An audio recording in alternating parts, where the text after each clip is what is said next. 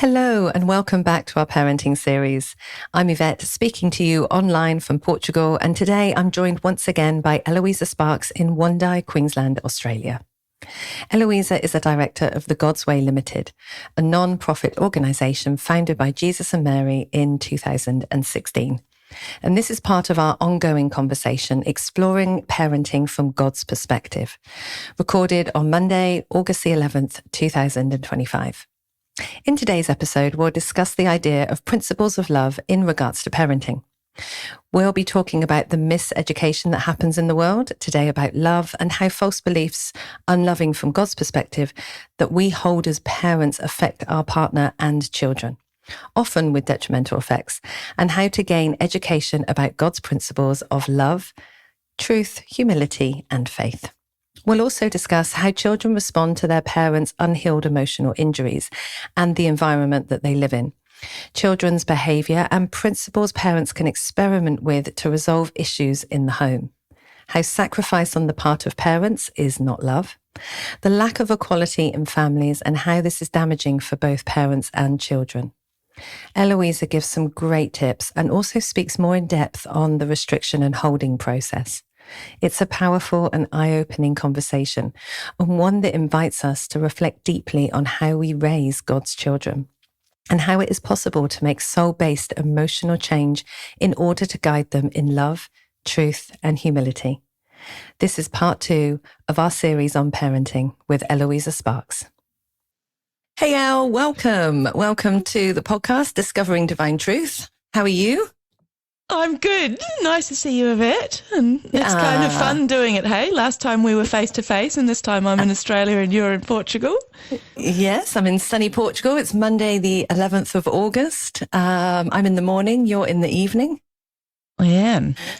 Well, so, yes, and this is our first time doing it across the internet, hey? Yeah, and so far we think it's going to be okay. Let's see. Okay, thank you so much for coming back on. It's been a while. Last time I think it was end of March that we had a interview around parenting, and I just wanted to say thank you again for that because I have sent it on to many people, many friends, family, clients. And of course, what happens when we start bringing this subject up is it brings up even more questions. So I've had even more questions asked to me from the interview. So this is why we're doing part 2. So these questions are the ones that I'm about to ask you are from myself, my family, my friends, clients, or parenting questions that they have. So how does that sound, El? That sounds cool. And probably just for an introduction, hey, to people who this might be the first time they've listened, yes.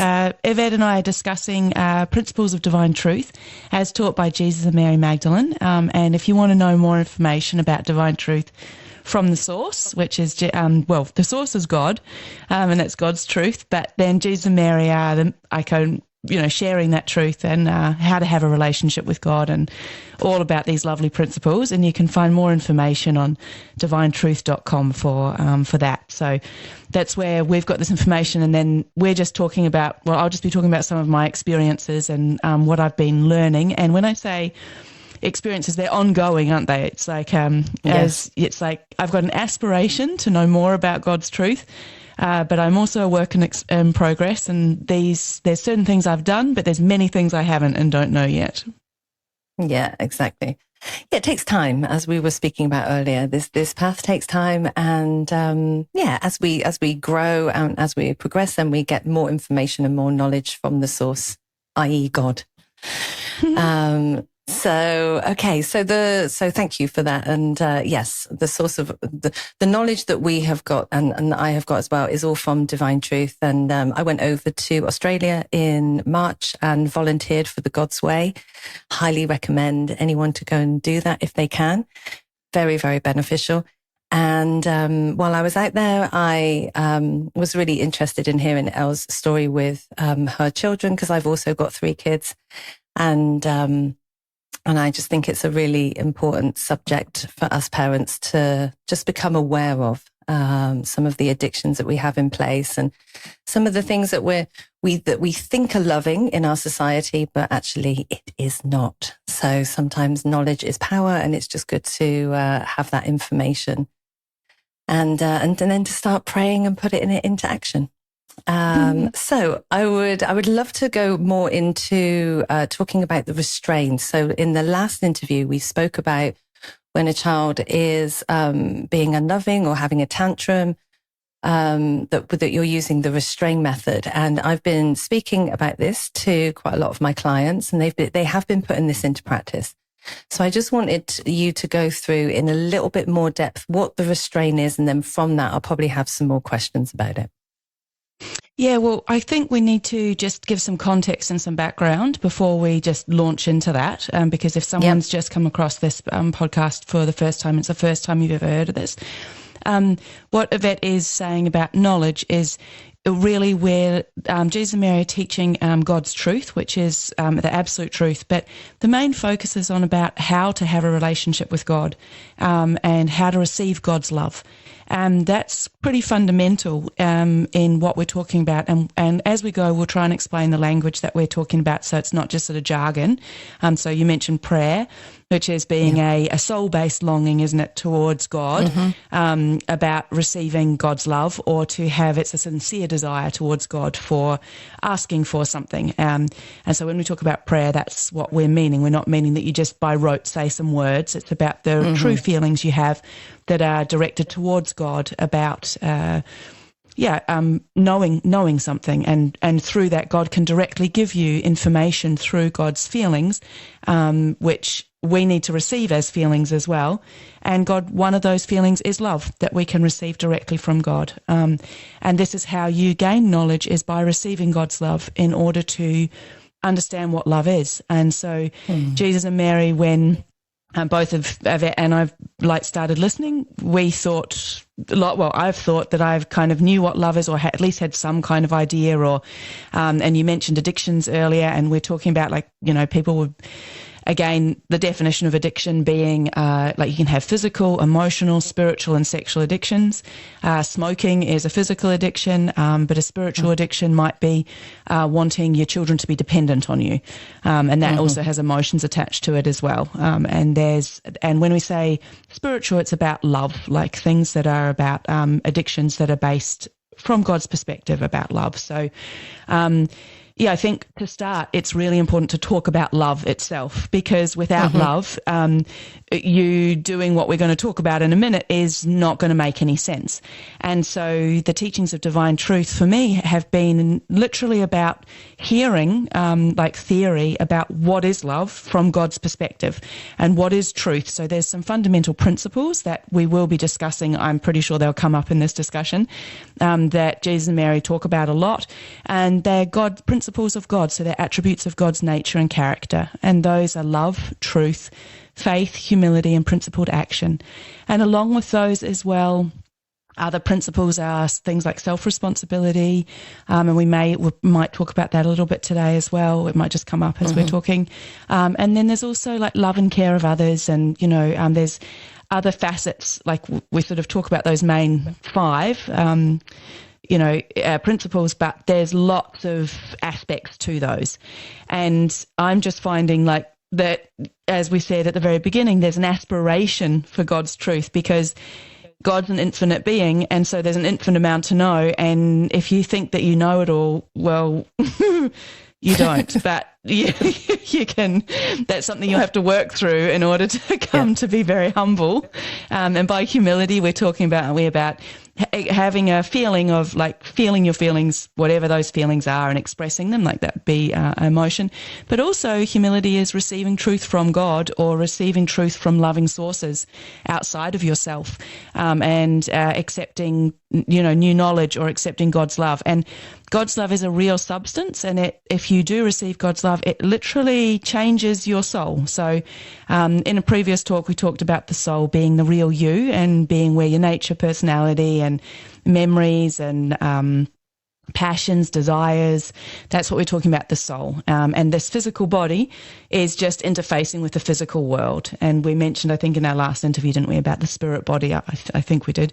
And that interacts with the spirit world. So they're sort of the bodies that interface with the worlds they live in, but your soul is the real you, and that's where everything happens. So when you die, when you so-called die, when you pass to the spirit world and this body no longer exists, you still have all of your feelings and your memories and your experiences and your passions, or if they're undeveloped, you might not have much passions or everything. So yeah, our discussion today, I was thinking, really revolves about love and gaining an education in love from God's perspective.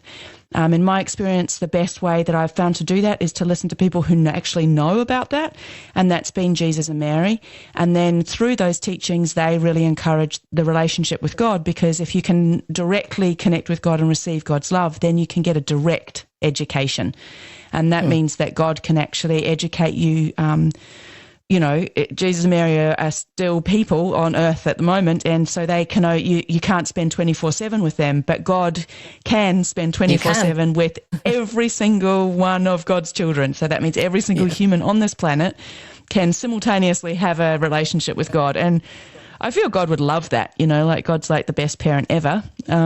And not, still working through some of those feelings so that I actually can receive God's love all the time rather than just, intermittently, or, and also to have a true relationship. And that's something that, again, is an aspiration rather than a solid fact all of the time, because there's certain things that I don't understand about love. And any time I'm in disagreement with God about love, that's me making a barrier between my relationship. And so that needs to be worked through. So I just feel like love is something that needs to be raised. And in this discussion, it's going to be very important for anyone who is listening to really examine honestly whether you want to love or not, and whether you want to love others. And as a parent, when I say parent, we've sort of in passing mentioned that God's our real parent.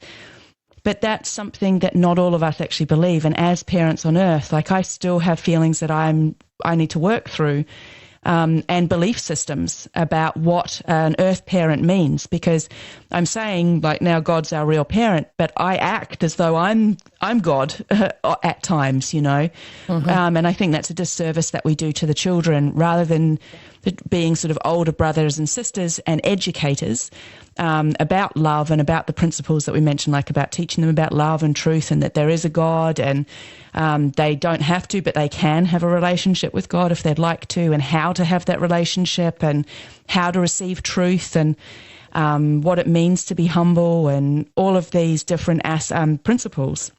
Instead of teaching them to live a principled life, I feel that parents often get it quite wrong, because we lack education too.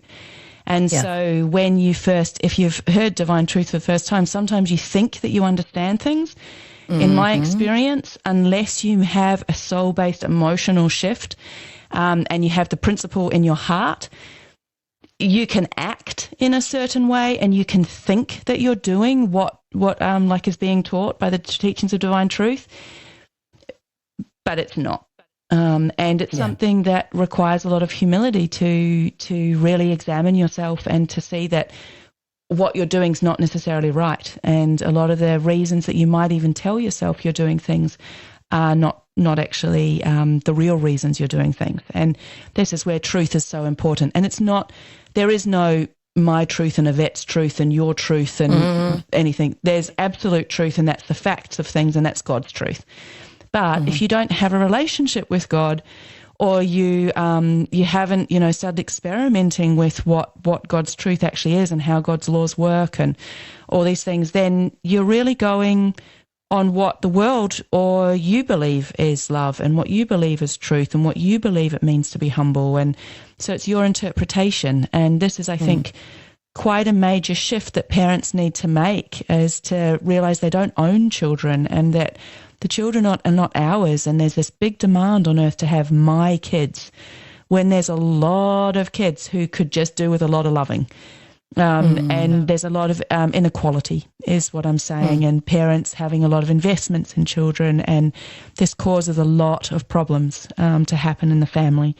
And as you know, you and I have talked in private, Yvette, just about issues in our family, and they really stem down to our unloving belief systems or our emotions, or our when I say we say kind of talk about in lingo, don't we, a bit about injured emotions or our emotional injuries.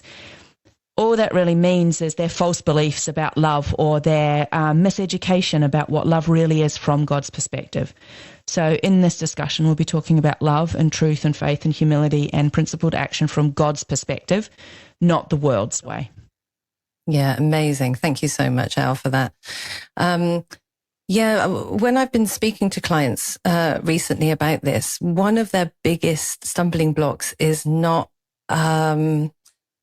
believing or not even having an awareness of that it's not their children. Because when I say actually your children are God's children, and you are actually an older sister, a guardian, who's actually here to educate the child in God's principles, a lot of parents get stuck on that the fact that it's not their children, and they find it quite hard to even comprehend that, because there's such a buy-in that they're my kids. What would you recommend, or what would you say to parents who are still really stuck on this fundamental issue that they're my kids? Well, I'm still working through that. I haven't worked through that. I made I've made some shifts in our family. Excuse me. Some shifts have happened in our family, but there's still a lot of moral, education, and spiritual issues in the family that I'm still working through. And one of these, owning kids, is quite wrapped up. I can say they're not my kids, but I still have feelings of it, and I still don't treat every child equally, and I don't treat every person equally, which highlights that I still have a favoritism towards my kids. So this means that I haven't actually fully worked through that. So I can't talk the exact process to go through, but we can discuss, I would raise principles with them, and I would, recommend some tools, such as you have certain tools that you can use, like prayer, which we just mentioned before, of having a longing to understand truth. And you can ask God directly, God's not some far off being. And this is the thing, if you have a relationship with God, or you're at least aspiring to have a relationship with God and seeking God's information from God, it's like you end up having the best parent, someone you can talk to all the time and ask questions. And if you have a sincere desire and a sincere longing, and Jesus and Mary have actually been traveling, and they've been talking literally about sincerity and prayer and how to have a relationship with God actually this year. So that's 2025. And they started in England, they've been to Portugal and then Canada, and we're kind of a bit into the Canada talks at the moment. Yes. And then now in the USA. But the Canada talks, they really do talk about what it means to pray, and what it means to actually have a sincere desire to do something, and how to have that relationship with God, and how to work through the issues that are blocking you or preventing you from having that relationship with God, don't they? It's a very step-by-step way. So it's very well worth listening to that, because that's a whole discussion in itself. And I think the best way to find any truth, and I think this is the principle to ask, so you asked the question about, well, how do you work through, well, they're not my kids, is if the fastest way is to receive God's feelings about what that is. And there's a number of ways you can do that. You can receive it by the conscience. So the conscience is I call it the direct truth channel between God's put it in every single person. And you can ask questions. And you can experiment with that. You can ask yes, no questions, and you can get an answer. There's still a feeling that comes with it. In that process, depending how sensitive you are, you can also receive answers from spirit friends, or also spirits who just want to interfere with your life, and also from yourself. Yes. So it does take a sensitivity to grow that relationship with God, so that you can recognize when God's giving you answers. But that the conscience is something that you can develop. Everybody can, no matter what, and you can receive information. The other way is directly from God, so you can receive God's feelings. So you can actually long to know a truth, Generally, when you receive any, in my experience, when I've ever received any information from God, it's very emotional, and it often highlights the error, I suppose you could say, or the things that are the false beliefs in me, the things that actually are out of harmony with love. And so, I might ask God, well, what does love feel like? Or how do you feel about me? And often that brings up a lot of emotions because that's not been the experience I've had on earth. And it feels very different from when God gives me certain feelings. So that is something you can do. But when you first start and you don't have an established relationship with God, it can be a little tricky, But luckily God thought about that and realized that we'd need to somehow discover all of these different informations. And I'm just so grateful for our friends Jesus and Mary for sharing so openly about how to do this and their experiences, and because that's my just go-to all the time. And particularly when you feel stuck or down or you don't really understand how to do different things. But they often talk about, like God set up a whole system of law. So there's physical and spiritual and, laws that govern the universe. And love actually rules the universe from what I hear. So God's love, and so everything's based on love. And that's why learning about love is so essential, because if your entire, let's say God's legal system is based completely on love, and you don't understand what love is, then you're going to be missing the mark all the time and not really understanding it. And it doesn't, it can feel very difficult, at times, because you don't understand what's happening. But once you understand there's actually like a framework that God has actually put in place so that all of us can be as safe and secure and looked after as we possibly can. And as long as you're in harmony with those laws, which means living in harmony with love, and each of those laws is to teach us something about love, then your life actually goes a lot more smoothly. So if you live a more moral existence, often your life is smoother. When you're more truthful, your life gets smoother. It doesn't necessarily mean it feels great if you have false beliefs about truth, or, some people don't react kindly to it if they don't like truth and things like that. But it's not truth that's the problem. They're just, interactions that you might have an emotional response to. As long as you feel through your emotion, you can come to understand those, those principles better. And also God's also got provisions. Like God's trying to help us. Like God's very, very kind and is trying to help people to learn about love and God's laws and to know the truth about things. And so if you have a pure desire, even if you don't have a relationship with God or even believe in God, God is trying to give that information through spirit friends, and spirit friends being people who once did have a physical body or lived on earth, or at least were incarnated, and now they live in the spirit world. So you might not be able to see them like you see physical people, though you can. And God's created mediumship and the ability for people to communicate with the spirit world, but often there's false beliefs or a lot of shutdown or blockages to that for, again, emotional reasons or false belief systems in humans. But that's something you can work through and you can talk to. But God is trying to use all different methods to share with you information. And so when we were just asking, when we were about the question about, well, how do you come to know the truth about children and not my children? You can start there. Like I think I know Jesus and Mary are talking about this sincere ignorance lately, aren't they? About just starting with the possibility that what you're hearing is true and that maybe what you believe isn't. And because then some curiosity can start to come up and you can start to explore this and experiment with it. And I know again, those teachings of divine truth are just such good resources just to go back and to listen to. And what I really recommend is experimenting for yourself so that you have your own experience. Because it's one thing to hear theory, it's a completely different thing to actually apply it in your everyday life. And it's the application that causes the true learning and then the knowledge to come. Without actually applying something, you don't really learn it. And that goes with anything. It's like you can look at a math formula and you can have a maths book. Unless you actually apply that in like lots of different ways, you don't really know it. And, I know, sometimes in schools now, don't they, in the school our kids go to, they sometimes have kids teach kids, because that really helps kids to see where the holes are. Yeah, and also to see where they really don't understand something. Because it's like, until you really have that knowledge and you can apply it across every sort of aspect of life, you don't really get it. So when I say that, so experimenting with it and then having the experiences is how you come to know something's true.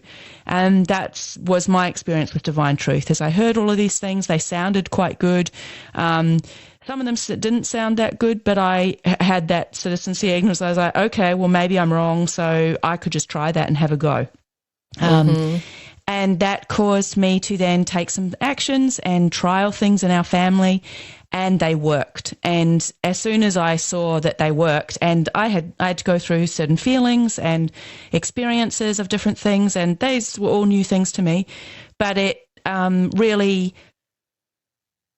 hit home that if you sincerely applied it, it was good, and my life changed for the better. And that's why I can say with absolute certainty, if you live in harmony with God's laws, your life goes smoother.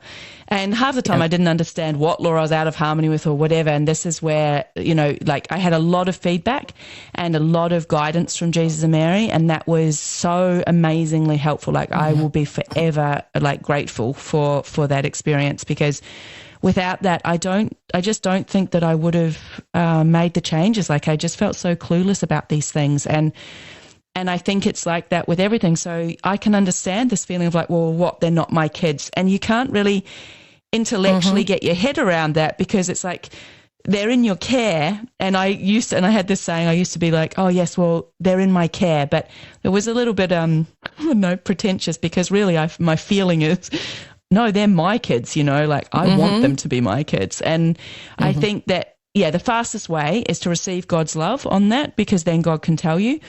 If you have not developed that relationship, my recommendation is to, listen to the talks that Jesus and Mary are giving, and work out why. Start with your biggest issue. And for a lot of us, that is about God and whether God even exists, and what God's like, etc., because that's the fastest way you can get information and truth. Again, if you're just doing it to get information and truth, and it's not a sincere desire to have a relationship with God, you'll probably run into some problems, but you'll figure that out along the way. But that is the fastest way to do it. And while you're doing that, you can also just ask, explore the phenomenon. What if you're not? How does it make you feel if you don't own these kids? We have had a history where women and children have literally been chattel. You used to pay dowries, you used to buy a wife, and the children belonged to you, and they were workers. And so there's a lot of false beliefs and fundamental flaws in the way the family system's set up now in this world. And, when I first heard Divine Truth, I was full set, fully into family and, really in it now. I just have it's been a process over good, 16 years. Of learning more truths about those different things, and going through, working through certain emotions. And when I say working through, it's just really experiencing certain emotion, and this is where humility is so good. If you're hearing us talk about this and going, well, hold on, what are they talking about? And you feel a little bit angry, or you kind of feel a little bit confused, or, you're not quite sure about things, or you might feel a bit worried, even, or afraid about, well, if the kids aren't mine, then what do you do? And what's the purpose of you? And there might be all kinds of feelings that come up when you hear these different things. The key is just to feel those feelings. And let them be expressed, and let them come out. And when I say that, in a self-responsible manner, they don't need to be taken out on the kids, or you don't need to involve anybody else. You can start experimenting with your relationship with God, asking God to help you, experimenting with prayer, but come to know yourself. Come to actually know, what do you believe, and how do you feel, and what has been your experience, and what are the education you have received about being what a parent is, and the relationship and the dynamic between men and women, and women and women, and men and men, and also children and adults. Children are treated very, very badly on this planet. We treat them very badly, and often what we say or believe is loving them is actually quite harmful to children. So, you know, like an example of that is dependency. Like, I know I have this feeling of needing to be a mother, and a lot of women I feel on the planet have this. They feel that if they're not a mother, they're not a real woman. They don't have any worth. Their only real purpose in life is to be a mother and a wife. Then if they're not a wife, you know, because often women are getting a bit disillusioned with that. And so they're going, well, at least I have kids, you know.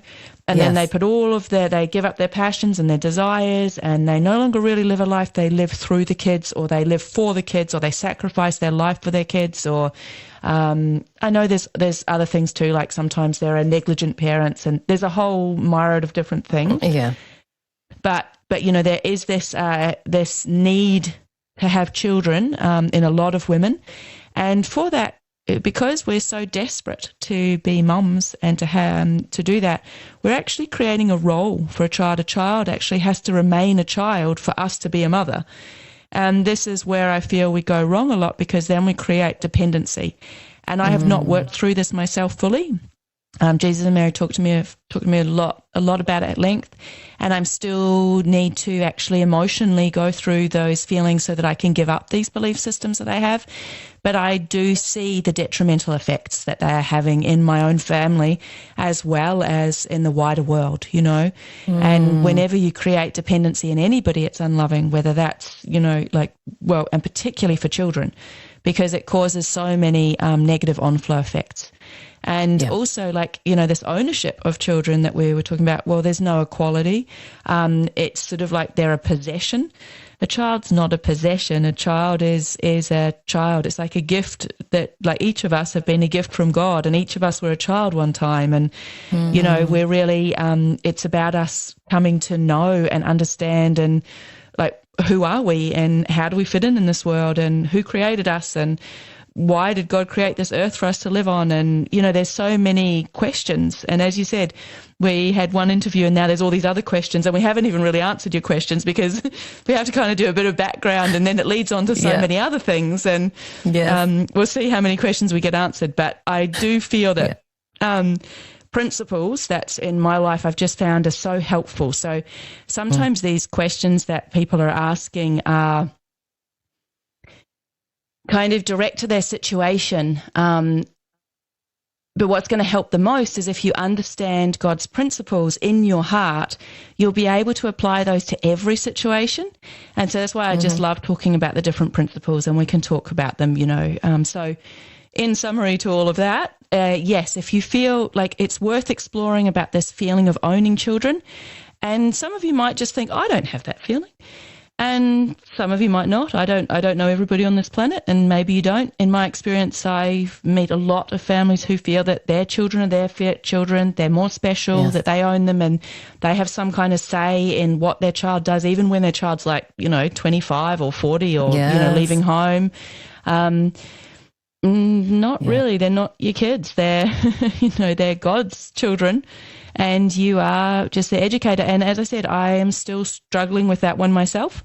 But, you know, praying about it, asking God, receiving God's love about it, so that can change your belief systems. But there's some work you've got to do before God's love can enter you as well. That would be important to work through, you know.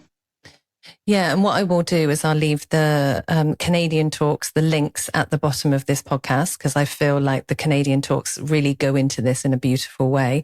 And then people can understand what it actually means to have sincere ignorance around a certain question and the education that's needed. And then actually the process that's required to start to receive some of God's love. So I'll just leave that at the bottom, because I think that ties in really nicely with what you're saying. You also touched on about having some feelings, and I also say this to people, you know, got to have some feelings about it. What does that actually mean? Because people, I feel, especially at the moment or in today's society, they're very away from their feelings. Like when you say to people, you know, go and have some feelings around this, they're like, what does that actually mean? What do feelings mean? Because people are not feeling their feelings anymore. So for you, what does it mean to go and have some feelings about something? Yeah, so again, I'd go back to the principles. What I've found is the more that you live in harmony with those principles, or the more that people engage with me with the principles, so the more truthful people are from God's perspective, like they just say things, or and particularly, as I said, I've had a lot of feedback from our friends Jesus and Mary, and they get like to the truth of an issue. And often when the truth is said, you have an emotional response. The problem in our society, and when I say that's sort of the beauty of truth, is that when you are when it hits you, and this is why being truthful with others and with yourself is just so important, because the more truthful you are, and when I say that's like being honest and frank about things, about how you actually feel about a thing, is so important, because that can help you to get to your true beliefs and what you actually think and feel. And sometimes they're not very nice, like feelings, they're not love-based feelings. They might be criticism or jealousy or judgment or, unkindness or anger or fear. There could be all these different feelings. But the truth helps to get there. So the principles all really help with this as well. But as you say, there's a lot of detunement in the world towards actually experiencing your emotions. So people medicate and they get distracted and they use a lot of we spoke briefly about addictions before, but they might use physical addictions like food or cigarettes or like over exercising. You need to exercise just to stay healthy, and you need to eat to stay healthy, but you can overeat, and often if you start to become sensitive, like if you are an overeater, for instance, every time that you've had a meal that's actually sustainable for your body and it's been healthy, and then you reach for the chocolate or you reach for a coffee or you want to have something sweet or you want something super carb heavy, start to you can pray and go, why do I want this now? Start an exploration, be a super sleuth in your own life, start being a detective to find out, wow, like you might have heard something, or you might have just had an argument with your husband or your wife or your partner or your kids, or you might just be like, if you're, a mum, like I came home the other day and I was just like, no one was home, because all the kids are off doing their own things at the moment, and I came home and it was just really lonely and I was just by myself, and I found that I was starting just going to the fridge. I'd already had dinner and I was like, why do I want to eat this? And I was like, I just want to, something to sort of fill the void that I was feeling at that time, rather than just taking a sit and being with myself and feeling the discomfort of feeling lonely and that no one was there, and how invested I am, and having had people around for my whole life, So, and how and that helped me to see a little bit about how I'm using the children to fill a gap and to buffer me against certain what I'm feeling is sort of hard or uncomfortable feelings.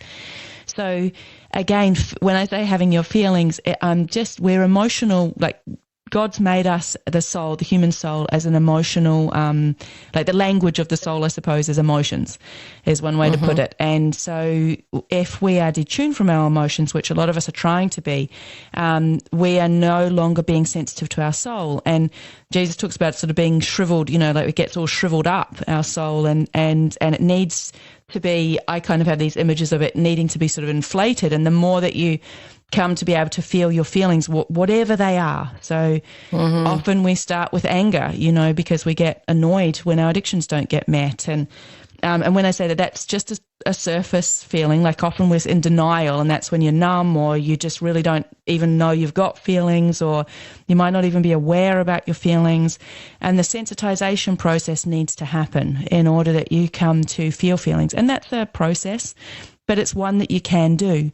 And I think if you start with, if you're like, wow, I just don't have any feelings, start praying about that, start looking at your history, start, just if you do have a feeling, what are the feelings? Because no one has no feelings, we all have feelings. It's just sometimes we don't know what our feelings are, and we haven't been educated about feelings, and we don't know what they feel like.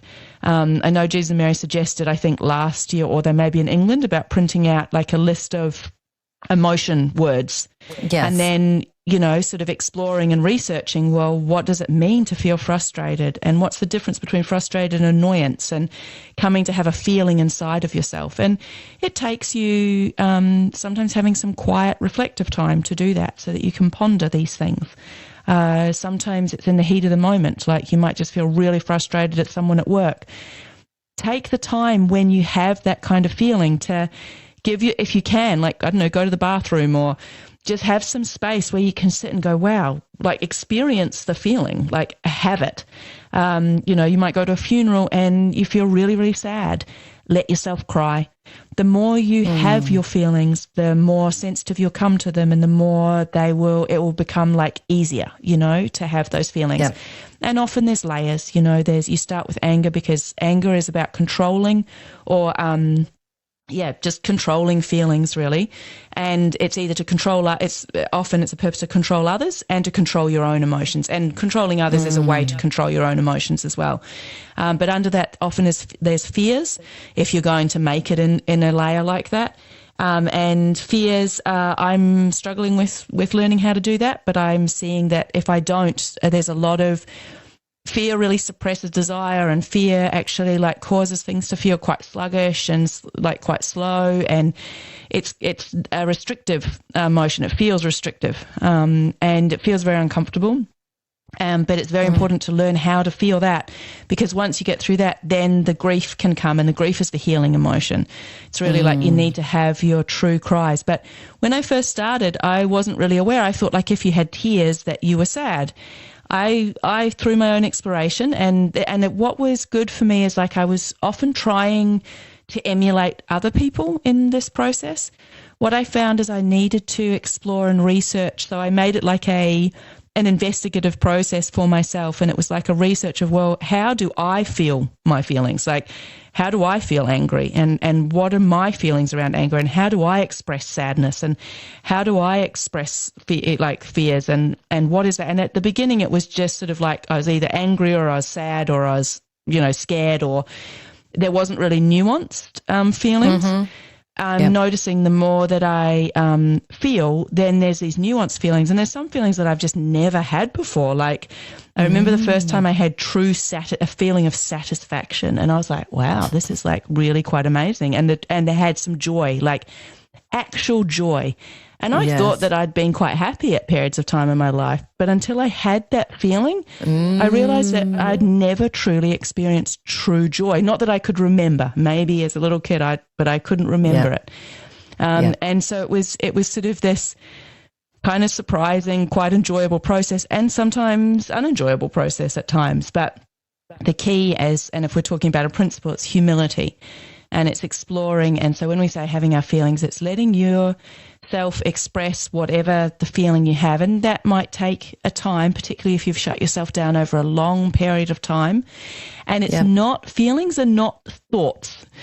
You can have like one thought and have a completely opposite feeling. And this is where the principle of truth is so important, and it's so important to be truthful with yourself about like what you actually feel. And feelings like, jealousy and critical or judgmental or, jealous, these are not nice feelings. But you need to be honest with yourself, because judgment of yourself is going to shut down your feelings, and being critical of yourself is going to shut down your feelings. And these are things to give up, and that's a process as well. It's the only real change, as Jesus and Mary has said so many years, it's like the only real change is soul-based emotional change. So prayer, and pray, like ask God to give you, feelings about what does it feel like to, what does love feel like, or what does it feel like to have sadness, and set yourself up some, time and space, and so that you can start exploring your feelings, and being more honest with them. I do find that they are often there. I had a friend who's like, oh, I just don't feel anything.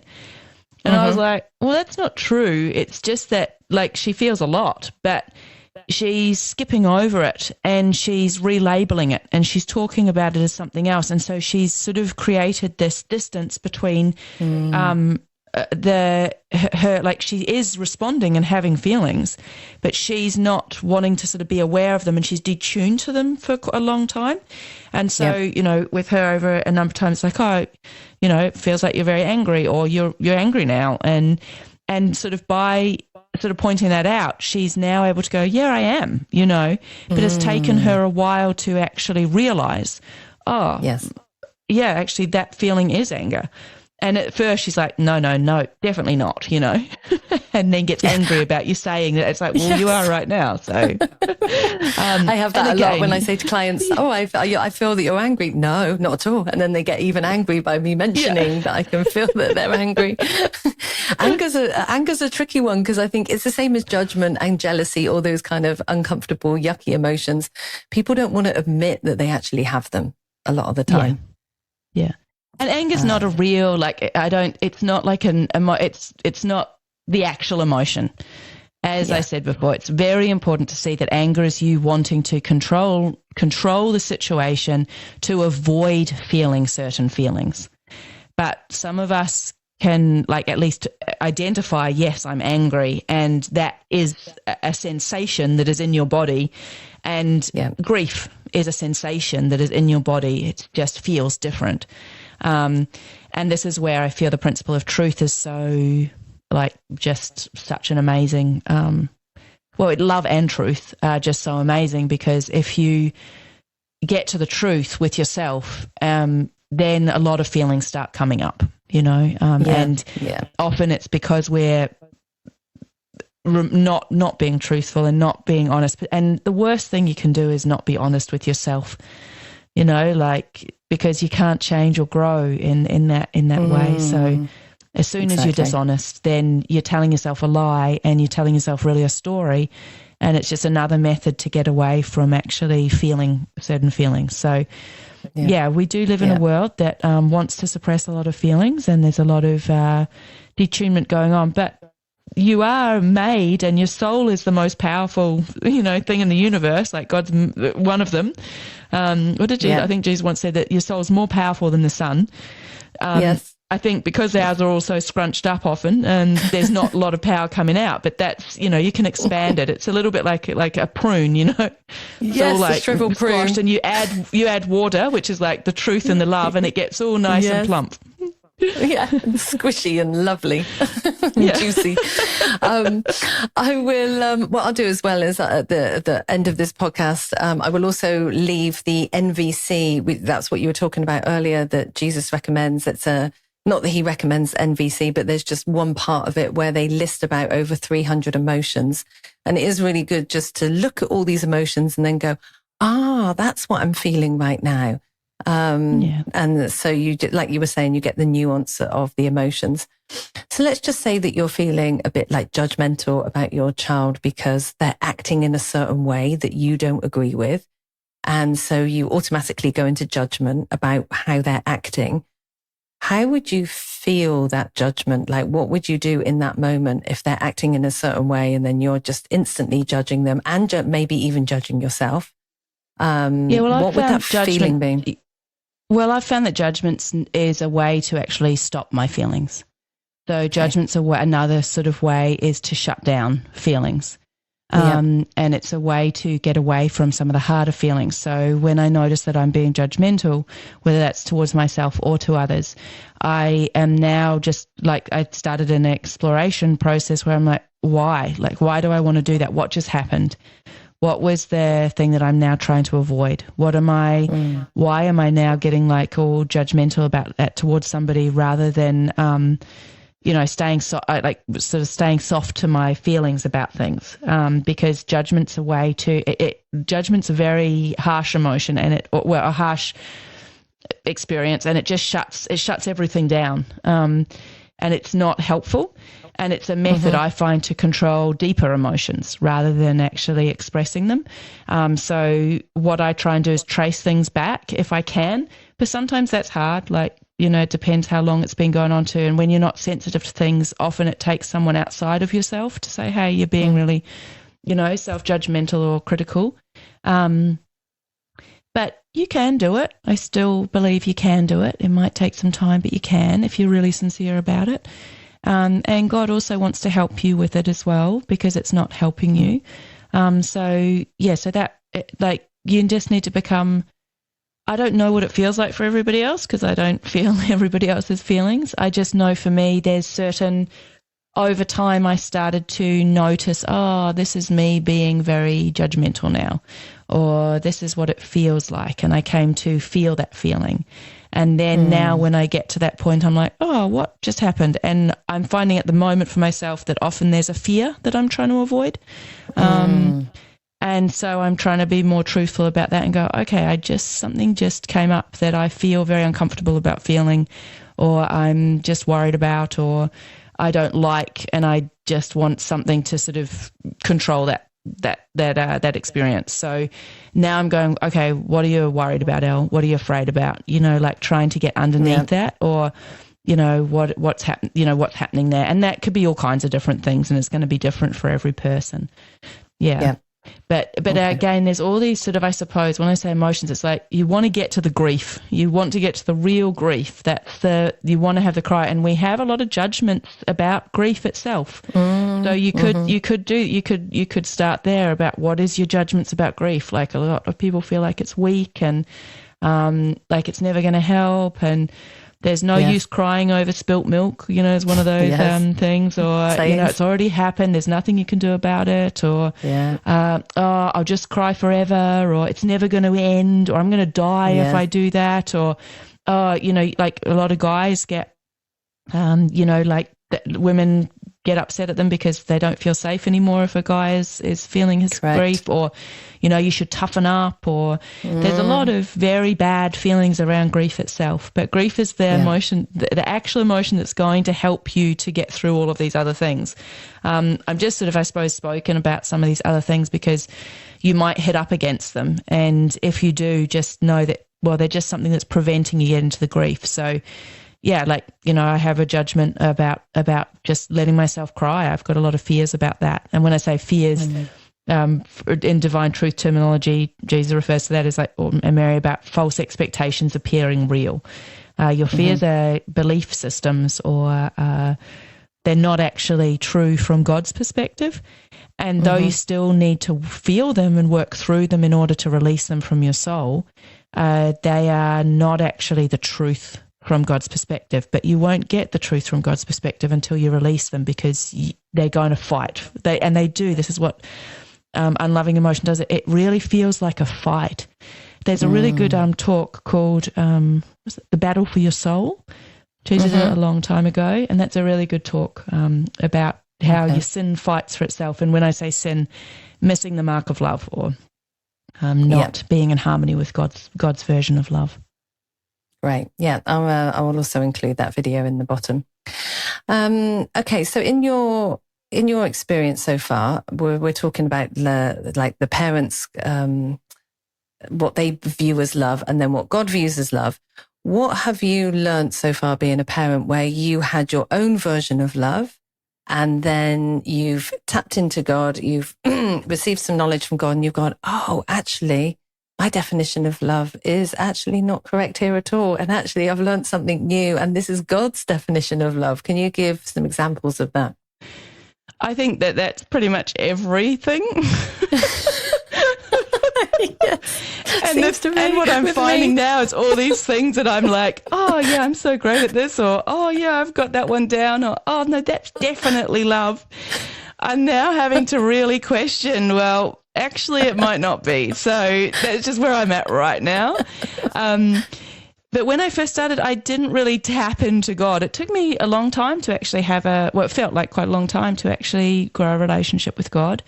And it began more with having some very good friends, Jesus and Mary, who were very honest and truthful and forthright with me.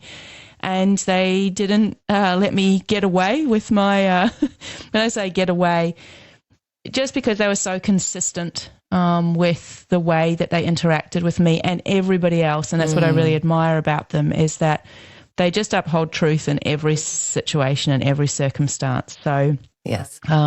So I suppose some errors I had were that When the kids were very little, I had some feelings about, being a mum, and I felt like I was less than. I still haven't worked through this totally. Like, the equality issue in our family is still not resolved. There's still problems there. And I need to resolve that for myself. And so obviously that means that I don't agree yet with God's definition of that it's unloving and that it's a sin. So the fact that I would even treat someone superior or inferior, and when I first met Jesus and Mary, I felt quite inferior in our family. Like, in it, we had a pecking order, so I was on the lowest one. And then it went up. So we have a daughter. She was sort of, the kids were sort of more important than I was, and then so was my ex-husband. And then we sort of had a hierarchy within that as well. So girls are lesser than boys in our family, just based on certain historical injuries and emotional injuries and false beliefs. And so that was one of the things that we started to change. Like, Jesus and Mary just be like, well, no, there's two parents. Because I'd always be like, well, it's because of me that the kids are behaving badly. It's because of me that the relationship's not working. It's because of me that, that there has to be something wrong. Like, if I could just change something in me, then maybe I'd be able to do it, which actually has some arrogance in it, because the whole world doesn't revolve around me, and I'm actually not controlling the whole world. And the only thing I really can change is myself. But it also had a lot of bad things in the family, because I felt like as soon as there's a lack of equality, then someone feels like they've got more power in the relationship, or they're superior, and someone has to be inferior for that dynamic to work. So I was living that out every single day and acting as though it was true. And it took Jesus and Mary like raising this issue with me and saying, well, no, this is not true, and talking to me about the truth from God's perspective, and telling me about, that, and also like sacrifice. That was another thing. Like, I'd always sacrifice my time or my passions, my desires, food even, everything for the kids. Like, I'd give them the best things, or, my time, and also with my ex-husband too. It's like his time was more important than mine. So there's equality. There's a problem about equality the entire way through our family, in every area really of our relationship. And there's other places where I might have felt like I was better at, being a mum than my partner was being a dad, or all these different things. Like, there's so many nuanced things when you start to really dig into it. So let's say equality is the issue.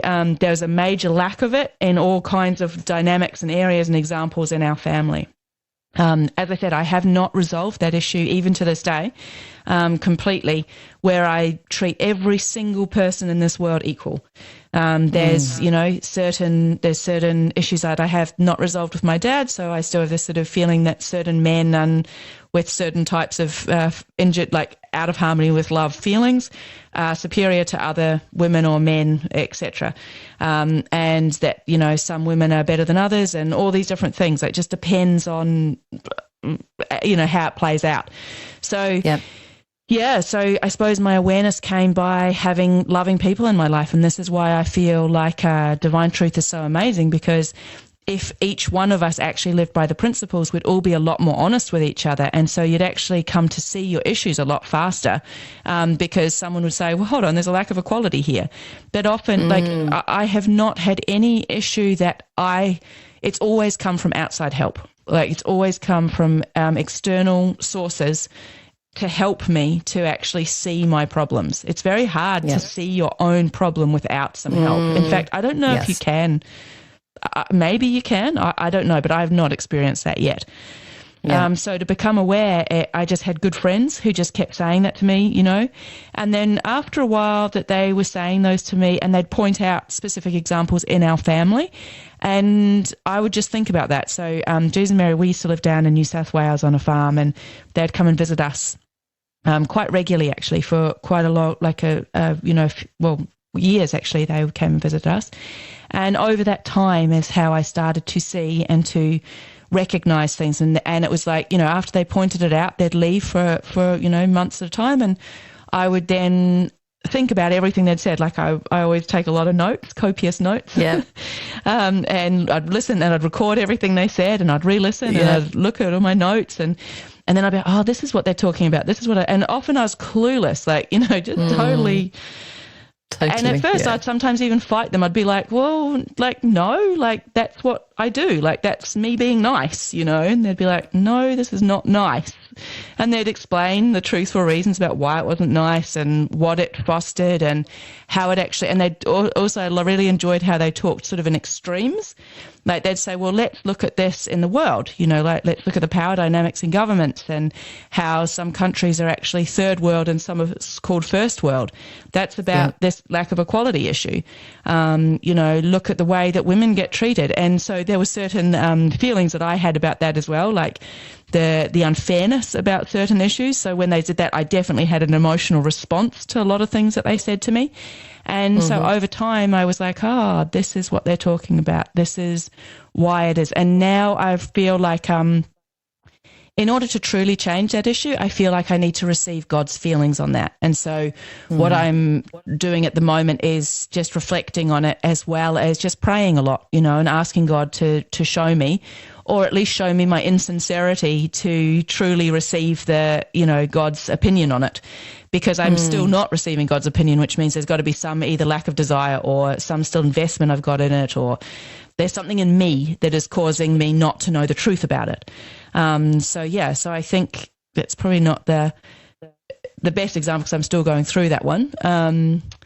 But it's over so common. time, I see that in so many families, inequality. Yeah. And also I was smiling because it's coming up in mine a lot. And Jesus and Mary have said the same in our family, and it's something that I see so often. And it's a very big topic actually. And like you said, you can see it in the world play out. Not only are we seeing it in our family homes, this inequality, but actually it's then on a much larger scale that it's playing out. And it's a really big thing because from God's perspective, there is no inequality. We're all equal. But we all have this inside of us. Either we're in a superior role or we're in an inferior role. It just kind of depends in what relationship you're in with somebody. Yeah. I think as well something that like there have been certain shifts, like, you know, it used to be just extreme and I didn't even recognize it. Whereas what did happen over time as I felt not necessarily completely about that issue, but as I did start to examine it and have feelings about it, and there's a lot of sadness in me about being a woman, you know, and it feels very unfair at times, and it feels a lot of lack of equality, and I had to feel a lot about stuff, and as I said, it's not resolved completely yet, but about the relationship I have with my dad and my brothers and the way my mum treated my brothers in comparison to me and my sister, the way that I've been treated at the world's and society's view, you know, and there's sometimes anger or rebellion against certain things, but when you really feel about it, there's a lot of sadness, and I have had some feelings about it, and my sense of work, like self, sort of grew over some years, so that was a real positive feeling about it. And there's certain things now, like I at least now kind of feel like, hold on, that's not right. And in our family, like our daughter was very like, she's still got the injury, but she was much more angry about it, I suppose, and I sort of was just way accepting of it. Like it was just sort of, well, that's normal. Like this is how I am. Like I didn't even really clock that it was wrong. And having our daughter who was just so like, you know, and it's not, she's not loving about it yet, but she was much more sensitive to the, I suppose, the injustice of it. And that was a very interesting attraction for me, because it was like, wow, why am I not having this response? And no, I don't advocate staying angry, but there's certain things that I actually do have very strong upset feelings about. And when she was little particularly, I was like, well, why am I not responding in that same way? And that was quite helpful to start to go, well, wow, something's wrong here. Like, you know, it's like an abusive situation. The correct response is to be like, whoa, this is wrong. But I'd grown up in abusive situations, and so I was like, well, this is normal. And so this was quite an interesting thing to have, like a child reflected back to me, and that was really helpful as well. So,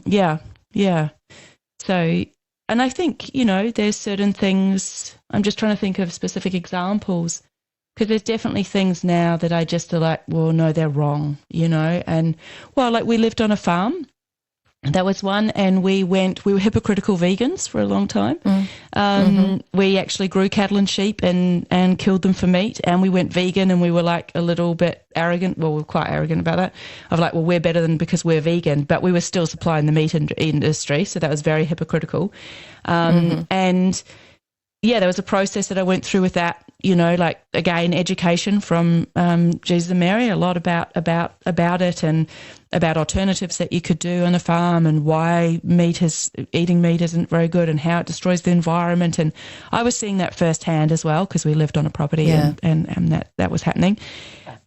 And over a certain amount of years, I actually did have some feelings, and I did ask God about the truth about killing animals and those kind of things, and supplying them for meat, and really living off the sheep's back, so to speak, and literally with wool and using that for meat. And also blood money, like all the money that was made there is through death of animals. Yeah. And so those were some really big feelings and things that were very wrong that I did actually ask God about over time. At first, it was just getting education and seeing it and observation, like researching and then looking at what was really happening in our backyard and seeing the detrimental effects of the environment and working through that. So that was really interesting to do. And it got to a point where, like, now I just have no desire at all to eat meat. And I've also felt quite a few years ago, like, really wanted to get educated about, well, how do you repair the environment? And so Jesus set up the Terrace Project that's part of some God's Way projects. You can look at godsway.net. There's lots, and if you search Terrace Project, you can see some information about that. And he educated me in how to actually create terraces, which I now feel very passionate about repairing or reparation towards the environment. And I feel like very strongly that, meat eating is one of the largest destructions on the planet of the natural environment, and is having a very detrimental effect to native animals and flora and fauna. So that definitely is something that I have received different information on about what is love. And my view of it now is very different to, say, 16 years ago. Yeah, good. Yeah, nice. It's a bit, I mean, when you talked about the hypocritical vegan, just coming to mind is like myself and many others who are vegans and then who have pets. And then we are buying dog food, which, it obviously it's doing the same thing. It's destroying the environment, the fauna. But even making the dogs vegan, which I have done for many months, is also not really the most loving way, because they are also supposed to, God put them on the planet to clean up the animals, and so they are meant to be eating meat. So I just thought of that when you said the hypocritical vegan, and I thought, oh yes, I'm one of those. Yes, and I've been in prayer with God about that, and when you were saying about the God conscience earlier, that's one thing that I have been putting into practice, and every time I pray and I ask God about the pets, is it loving to have pets? I just get this resounding no. It's such a definite no, that it's actually making my relationship with God stronger, because I'm like, okay, now I'm starting to feel God, and I'm starting to feel God's answer on this. And it's not until I put it into practice that I start to receive this. And I'm like, okay, now I'm starting to understand the God conscience a bit more, even though it was a very difficult subject for me to hear. And but I also did go with it with a little bit of sincere ignorance. Okay, let's find out from God about this, because it's triggering me. However, it sounds very logical. It does sound very logical. So I need to inquire more. When you just said that, it's just triggering me again, my hypocritical veganism. Yeah. And, we just talked about veganism, but there's so much hypocrisy in families and the way that we raise what we expect from children in regards to what we expect from adults. So we did start, you did ask about restricting children and why we might do that. So, hypocrisy is something that comes into that as well. So maybe we could talk a little bit about that. So definitely. So we talked about restriction last time, and just to outline what restriction is restriction is a way that you can learn in a family. Like, so we talked about love at the beginning, and in a family, the parents are can make a choice to be a loving authority and also they're the lawmakers of the household, if you like. The best option is to be in harmony with God's laws and to also recognise that God's authority is superior to your own as a parent, and seek God's authority on things, but to try and, to bring in loving authority in the family, and that will have a lot of benefits in the home. Before we even start, though, there's certain issues when most people about law and abiding by law, and also about authority and fear of authority. In our home, I was someone who didn't want to take authority in our home. In fact, I let the children take authority in our home. And so that meant that there was complete lawlessness in the home. And I didn't want to say no. My no didn't mean no. So there was no feeling in the kids that it was just, we can negotiate around that. She'll eventually say yes. We can play her off against Dad. We can, if we just stick it at if we wait her out, she'll come round and she'll do what we want. And in general, that is what happened. So I was in rebellion against some things that had happened, and both my partner and I were. We had not grieved certain pains from our past, emotional, painful things that we perceived were painful. Ironically now, some of the things that I was quite irate and upset about and in rebellion against with my parents, I actually now feel were not actually as bad as I actually think they were, attempting to be actually more loving than I was. And some of the things that I thought were actually really nice that my parents did, I'm seeing actually not. And they're the things that actually have done more damage in the sense of the belief systems that I've imbibed and the way that I view the world, and this lack of equality issue that we're talking about, or this absolute desperation to have children be dependent on me so that I have a role in the world. Those are things I was educated erroneously from my family, my mum and dad and my childhood. And then I've taken on and said, no, these are things that are me now. Being a mum is my identity. That's not true from God's perspective. Being a mum's just an experience. This is the truth of what I've heard.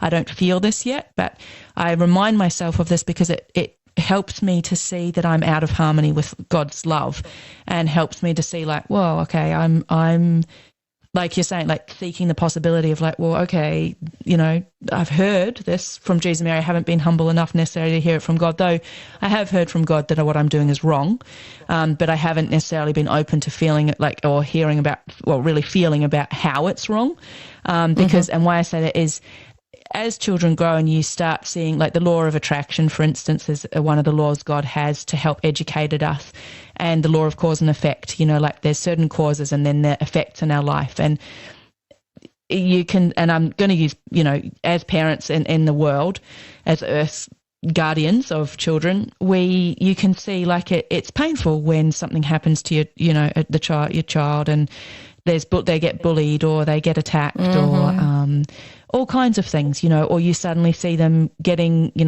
they might have eating disorders, or they might have, a lot of pain in their life for some reason. And often we want to change the child, we want to just change a child without changing us. And this is where, if we'd been loving from the very beginning and we'd actually set laws and boundaries, and most of us have not been educated to be parents. So it's the day one that a child comes into the world, you're just day one of being a parent. And so, I kind of feel like I've just learnt some things, and the kids are growing up and leaving home now.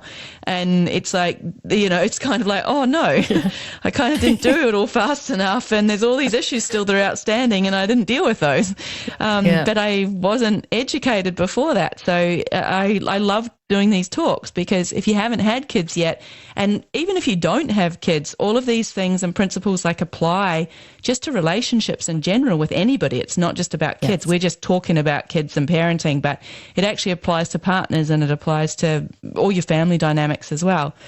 So if you decide yep, I want to get educated in love, yes, I'm interested in learning about what love actually is, and then you've also got children, or you are having children, or you want to have children, then just know that, you have the responsibility in the household. Like, there is a responsibility in you to uphold love in your home. Mm-hmm. And that means creating some laws in your home of what will and won't be accepted. So in our home, as I said, it was lawless.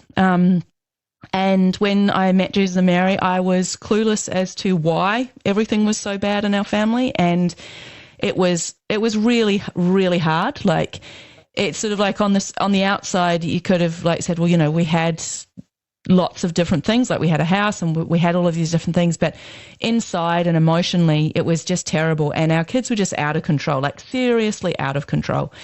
Which I've talked about in the previous interview, and I don't need to go into all the details now, but over time, and it took me a long time to even want to give it a go. There's some of the suggestions that Jesus and Mary were giving me about what I could experiment with in order to love the children, because I didn't think that law or having boundaries was loving. I had to actually come to see some benefits to that.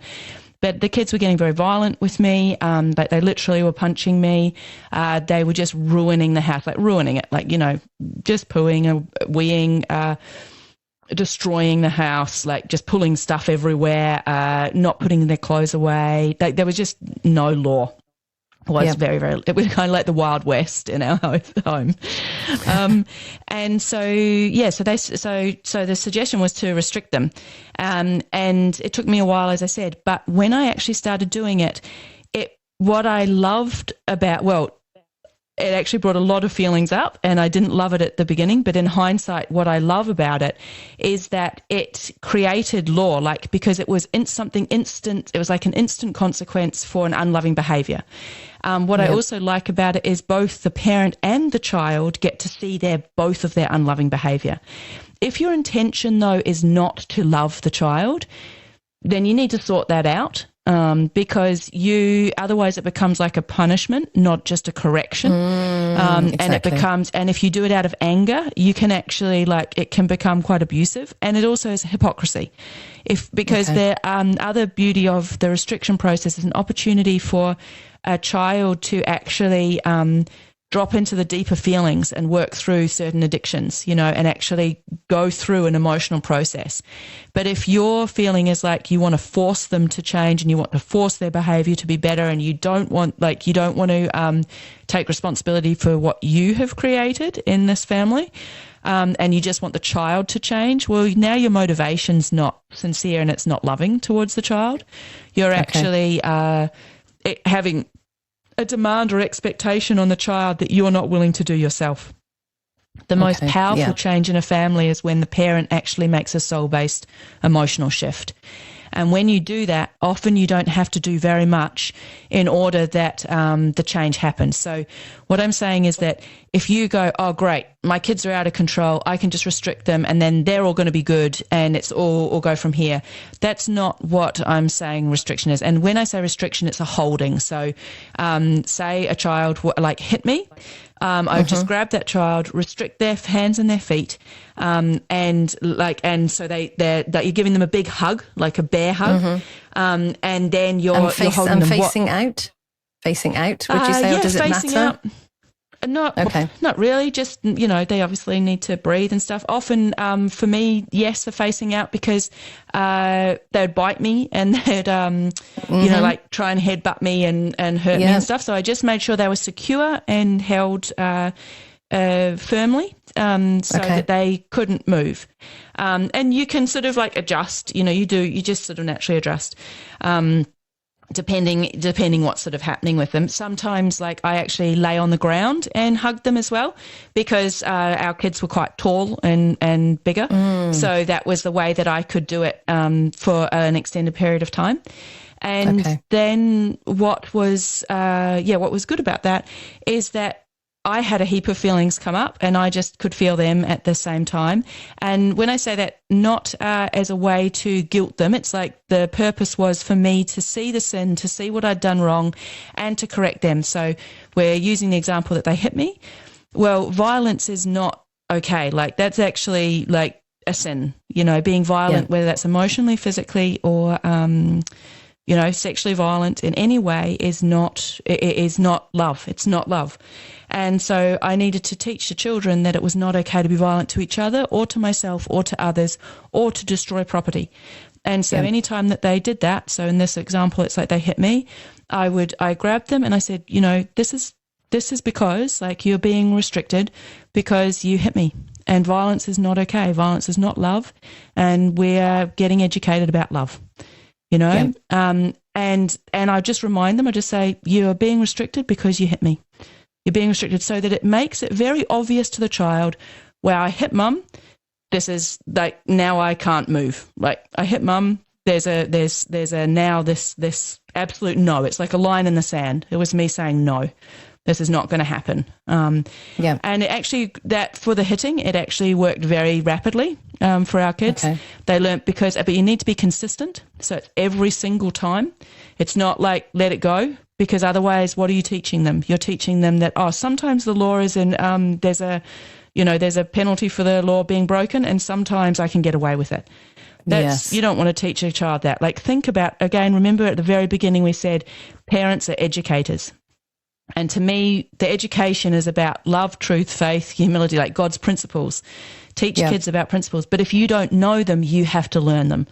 And you can simultaneously learn about love as you go. Like if you find that you're just really angry at your kid and you just want to like hold them in order to punish them, go to your room and have your rage. But there still needs to be a consequence, because you need to teach the child, like, no, like if in this case, if you feel angry that you got hit, have your rage, but then come back and restrict them and be like, no, this is because you're being violent, and violence is unacceptable in our home. Yeah, so it's better to, let's say there's because I know that there's some parents that get angry when the kid hits them. So you're saying it's better for the mum or dad to go away, feel some anger, maybe have a cry, or just get some anger out and then come back and then restrain and say, I'm restraining you, I'm restricting you because you hit me. Yep. And you can say the key though is like if you're wanting to educate, like the faster that you can, like this is just for anybody, not about children, the faster you can deal with a sin, so that when you're out of harmony with love, the faster that can be exposed and the faster that it can be dealt with, the faster that you can become happier and you can actually live a better life. So you want to educate children as fast as possible that there is law, that law is, a good, that when you live in harmony with laws, there is rewards. When you live in disharmony with law, there are there's penalties, and violence is against the law, so depending on what's in your home, if your law is like, no, violence is against the law, then the fact that you're like, so for me, when the child was hitting me, yes, the restriction was to educate them, but it was also to educate me. The fact is that I was open to being violently attacked by men. And so this actually was because there were certain my dad was a very violent and volatile man. I had not grieved that pain in the past. There was an emotional opening in me about accepting violence from men. And honestly, until Jesus and Mary raised it with me, I was just like letting the boys hit me. I was like, well, I just have to take that. So I had to educate myself about the wrongness of violence and see the truth that violence is actually not okay, and anybody that is violent towards another person, I don't deserve it. And nobody deserves to have someone be violent to them, and nobody deserves someone to have rage against them. And so if you then need to examine your intention, because remember, this is about learning about love. Love is not anger. Anger, you cannot have love and anger at the same time. You cannot have fear and anger at the same time. It's an impossibility. So when parents get all angry and going, I'm doing this because I love you and I'm doing this, and they're in a rage, that is no love whatsoever. So you need to be very honest with yourself about what your intention is, and whether or not you really are doing it because you want to correct them and that it's wrong, or whether you're doing it because you want to control the situation and you want to force the child into a different set of behaviours. If your intention is to sort them into a different set of behaviours, deal with that. Work that out yourself first. It's very important, because you don't know what will happen when you do that as well. So there were some things, so the hitting thing definitely took restriction in our family, but there were other things where I just had an intention. I was like, I'm not going to do this anymore. It's not okay for this to happen in my house. And sometimes I just had to have that feeling, and I would have some feelings to get to that point, and the kid's behavior changed automatically. Like I didn't even have to do anything. So don't underestimate the power of you changing your soul in harmony with love, and being truthful. Also, as I said, like the restriction process is not just, it's about like having some law, and it's like just an immediate consequence. Like the beauty of immediate consequences, it's like if a kid if they just like got their food and every day they just threw it off their high chair, well, don't give it back to them. You know, they need to learn that it's not okay just to chuck their food off after they've done the first thing where they're just seeing about dropping. Like we had another thing where the kids would look at me, they'd pick things up and then they'd chuck them, and then they'd go, and I'd pick it up and give it back to them. And then they'd chuck it again, and they'd be like, again. So what are they learning? Mum gets whatever I want if I just make a noise. A sound. I don't even have to use my words, and she will just fetch and carry for me. You know, like that. And I had some feelings about that. I felt like, oh, good, mum does whatever the kid wants. I had to learn the truth. No, that's not true, because you create entitled children who feel that like they should be served for the rest of their lives. This is not good for society. So I had to start also examining, and I found this quite good, pondering, if I did this and this was a 24-year-old, like, you know, you might have a 2-year-old who's chucking their food over. If this is a 24-year-old, how would that be? And if they were with their wife, how would that be? And if they were punching their wife and they're like 6'3", how would that be? And instead of just going, oh, this is kind of cute, or we'll just let this kid get away with it because they're just little and whatever, I had to start going, hold on. Like as Mary said to me once, she goes, Elle, just start planning for discharge.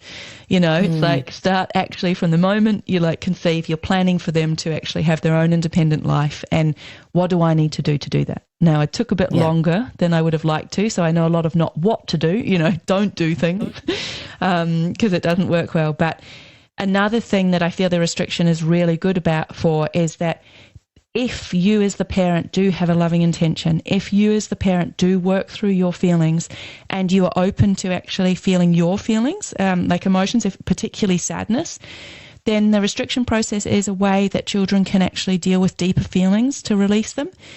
So the fact that a child is hitting, you know, particularly when they're little, they're really just responding to the environment. As I said, I had these openings with violence with men where I was very accepting of violence with men. There's a whole history for me with that.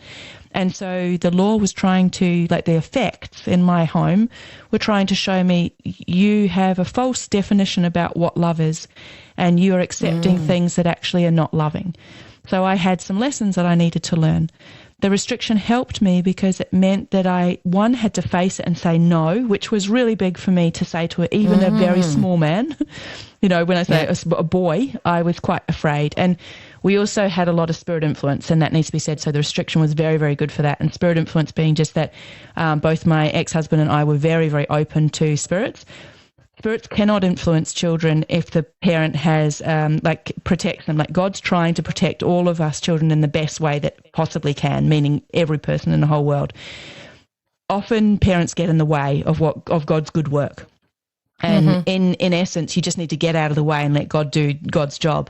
But to do that, you can't just go, oh, I'm getting out of the way, because that's not going to work. You need to work through the beliefs and the feelings in you that are out of harmony with love so that God can protect the children. And ironically, if you work through, the more loving you become, then the more protection you can give to children.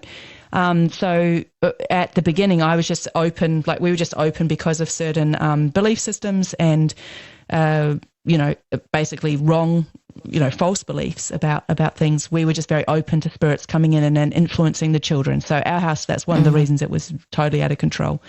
It was like having sort of like, 10 to 15 teenagers at times.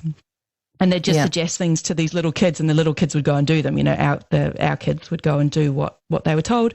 And that wasn't like they were consciously going, I'm going to go and do this thing. Though as they grew up, sometimes they literally did do that. And it was about an education process for all of us. So that was something else that I learnt, because one of the things you want children to know is that they are emotional beings and that they can cope with any emotion, and that they can actually work, feel their feelings. Yeah. And the beauty of little kids, as long as their environment doesn't shut them down, is they are very emotionally expressive. You know, they cry when they have a wet nappy or they're uncomfortable. They cry when they're sad. They rage when they're angry. And they cry rage when they're angry. And we kind of need to learn how to have them. So if you allow the child to have their feelings, they will have it.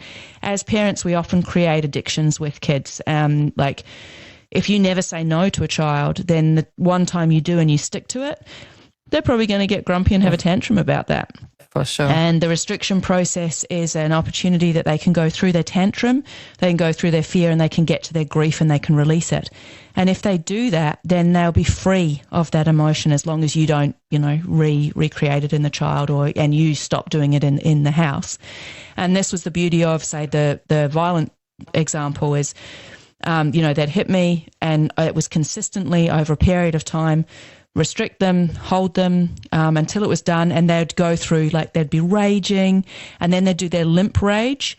And I knew that it was rage because if I just opened my arms a little bit, they'd try and escape, and then they'd get all like really angry again.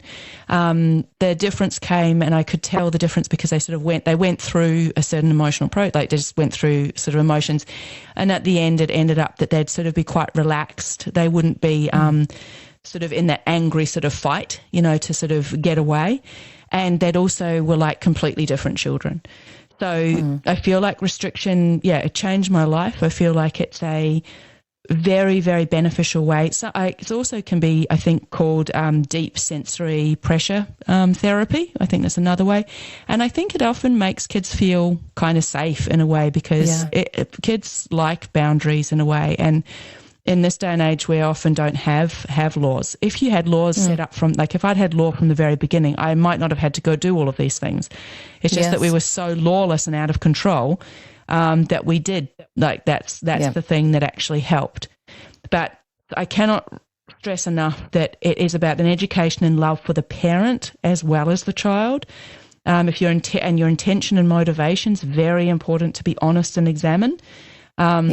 And yes, if you are really angry and stuff, feel your feelings. Like you can say, look, I'm feeling angry, I've got to go deal with that, but I'm going to be coming back and we're going to be like, this isn't over kind of thing. Because you need to go and when I say that, just go have your feelings. When you've expressed and released your rage, then yes, be like, it's not okay to be violent. Like there's a consequence. The more consistent you are, the better it's going to be. If both parents on board, that's really helpful because depending on the age of your children, when they're very, very small, you can do it. But for ours, like sometimes it was like, it felt like all day. Sometimes it was like maybe 5 hours because I had 3 kids and I was restricting them for like at least an hour and a half, sometimes 2 hours each. And it took months. And you had to do it until you do it. And the beauty of doing it is that sometimes, like when they're in their limp kind of angry phase, you're just like, well, this is useless. What's the point? Nothing's changing. Could you want a quick fix? There were times when I had to ring people up and say, look, I'm going to be late. Or I just had to cancel my day, like, because I'd made a commitment. And what ended up happening is the kids, and then like over a number of months, they started being sort of better, but then they'd just play up under certain circumstances where they knew that I wouldn't be consistent. So I had to learn and I came up with strategies. Like if we were out at the supermarket, I'd take them and put them and restrict them in their car seat in the car. And I'd be around, like I'd sit with them as well. Or like there was all different things that I had a lot of help, as I said, like from my friends helping me because I was so clueless. But every time that I tried, and what I found is the more I went through, the more I sort of also came up with ideas or was open to inspiration of other ways that I could to do things that would really work in our family, because everyone has a unique kind of setup, and some things work and some things don't, and each child was different too. So, there were things that one child would respond to, but the other one wouldn't. So at the initial stage of the restriction process, like I think I've mentioned, like I walked out of my room, I restricted one child. It was like, it was just anger, rage. They went through like a whole emotional process. And I stuck to it till the very end, until they got to the sort of the grief and I was quite blocked to grief at the beginning, so just having my own feelings, and so was my ex-partner. So the kids didn't get to have the full cry that first time.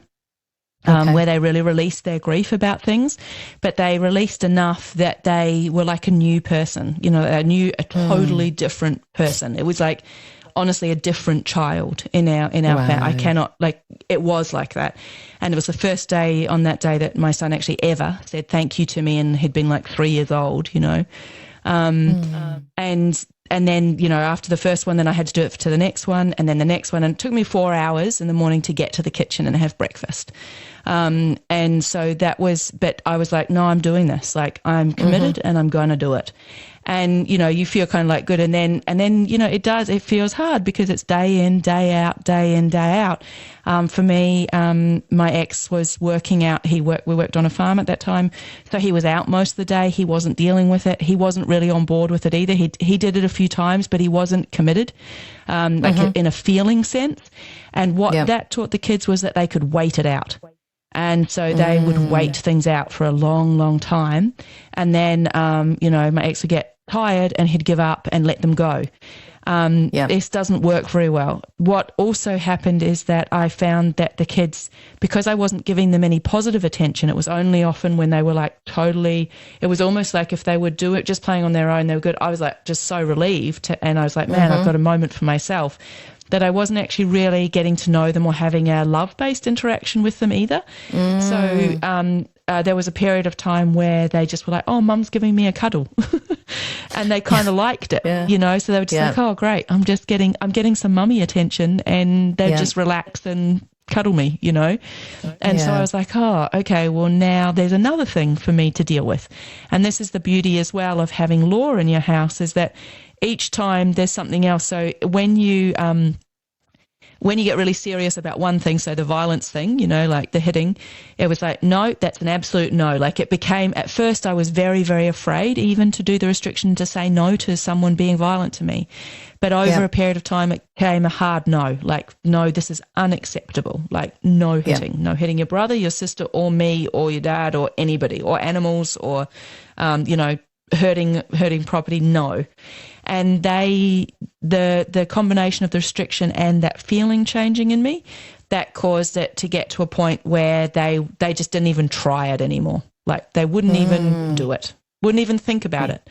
But then what started happening is that verbal and emotional manipulation was still going on. And so that was then another thing that needed to be sorted out.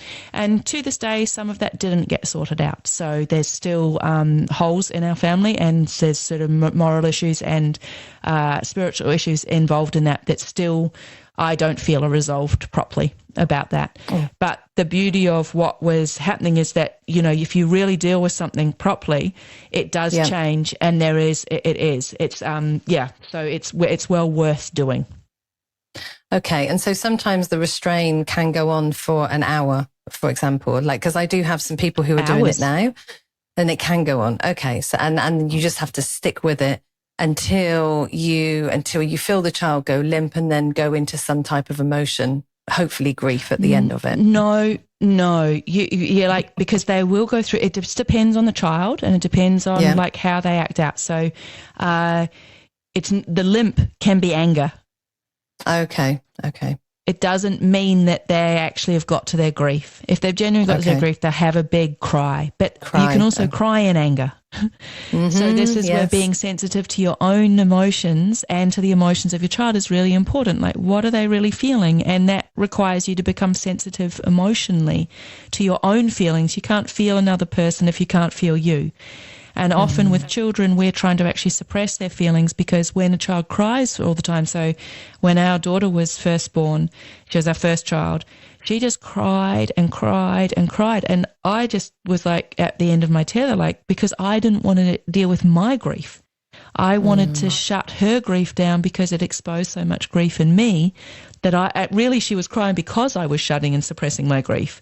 If I'd just had some good cries, she would have stopped crying. And I tested that out too. in the sense of sometimes our kids would be, just angry or very upset or different things. And I would be able to connect to my feelings about it. Sometimes I had guilt, and then I'd investigate what was under the guilt, because guilt's not the actual emotion. There's something under it. And I might find that and feel that, or I might just have a really good cry. So sometimes I'd really cry as they were being restricted as well. One time they headbutted me and it really hurt and bit me and things like that. And I just cried. I just was like, well, I'm here. I'm going to be here. I'm not going to let you go. But wow, I just am feeling attacked and hammered, and this is violent and it's hard. And, I just had my feelings in the moment. And that was good, because then there wasn't that, it was just the more that you allow your feelings, and I do feel having them responsibly, on your own, is the best. It's don't use your child as a way to have your feelings. But if you are restricting them and you have feelings, have your feelings. But the child will go through a process. It's generally it's anger, fear, sadness, and there might be lots of degrees in between that. So in my experience, I'd held them, often they would violently try and get away. When they found that didn't work, they'd sort of do this limp thing. And I learnt that was also rage. It was just sort of trying to be numb and, if I'm just limp. But what would happen if I held them long enough? Or sometimes I'd at the very beginning, I didn't know that. So the very first time I did it, I was like, they're kind of quieting down. So I tried to release them. They immediately started escaping. And I just held them again, and they got really enraged again. And then Jesus was talking to me about sort of how anger expresses itself often, because I hadn't done that myself. I hadn't realized that when I went numb and withdrawn, that I was also very angry. So I was learning about my own feelings, and I was learning about the kids' feelings. So, this was an education process, if you like. So anger takes on a lot of different forms, and so does fear. Different expressions of fear will be different. It's just that, and as I said, you can angry cry too, but it's a feeling, and if you get sensitive to the feelings, you'll feel, you'll be like, oh no, they're still angry. I can still feel they're angry. I can still feel there's, they're they're going through something. But when they get to the sobbing sadness, and you feel the it just feels different. They'll just have their feelings and they have their cry, and that's what the ideal is, that they just have their cry. But sometimes that can take longer than an hour. Sometimes, honestly, it took 4 or 5 hours. The older they are and the more entrenched their addictions are, then it's going to be longer, because they're more fully in it, and they're also the older they are, the more they're well, let's wait this out. I think I mentioned in the last one, the 2 oldest, even when they're outside, they waited it out for 2 years outside, rather than change their attitude. So that's a long time. That's pretty persistent. Persistent, yeah. And so if they're a bit older and would you then restrain them, say, for 4 hours? Would you have actually restrained them in that hold for that long? Yeah, I did. I did at times. Okay. Definitely. Yeah, just consistency is key. What I found changed is when the kids knew that I was serious. So that took a little bit of time, and when I say that, not just the kids, the spirits as well with them, it was there was a sort of period of time where the spirits with the kids and the kids could feel yeah, we might get away with it. So that first day I was yes, 100%.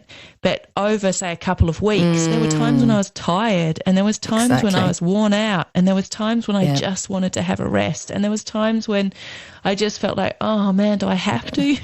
I don't want to be the law upholder. I want someone else to do this for me. All of those are unloving feelings. Yeah. But they were things that I needed to recognize, and they came up during that process. But consistency is loving. And if you're really going to do this and you truly want to see it, you're going to need to commit and be consistent. And yes, sometimes that takes hours. And if your child is 5 or even 6 or 7, or it's pretty entrenched now, so yes, there's going to be a process to correct that.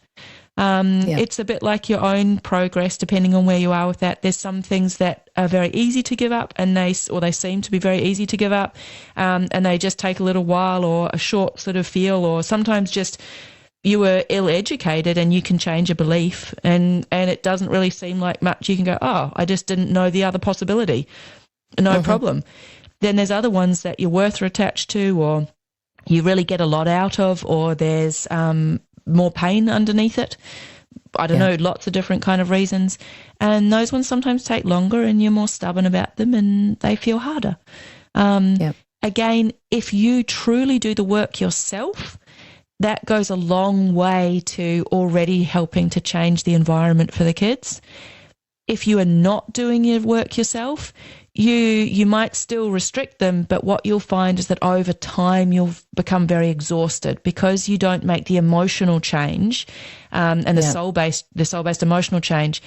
The child still feels like it's okay, and so it's sort of like you're restricting them, but they're still responding to the emotion in you, if that makes sense. Yes. And because it's like, and so I know I've got a friend who, you know, she restricts her child, but he keeps doing the same thing because she hasn't yet changed in her heart. Like, she hasn't got God's version of love on it. It's like she just knows that she needs to do something. So she's trying to do the law, but she hasn't actually had the emotional shift. And so he's still going, but I can feel like I can do that. You know, like it's a bit confusing for him because she doesn't want to go through the emotion herself to change it. Okay. And then what happens when you've got one parent who's like, might be listening and going, yeah, I want to do that. Let's just say their child is really violent at home and is hitting the parents 5-6 times a day. And there's a parent who's going, yeah, I really like the sound of this. And then the other parent goes, no way, I'm not doing that. What would you suggest in that instance?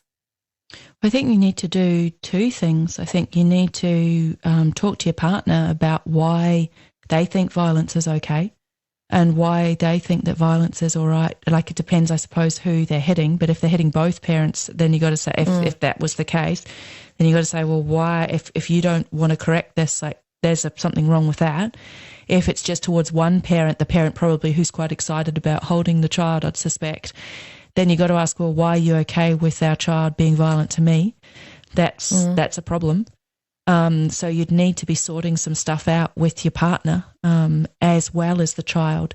And it's going to be a little tricky for the child. I still feel if you know what love would do, or you have an idea of what love would do, then, and like violence is not love, then why wouldn't you do something about it?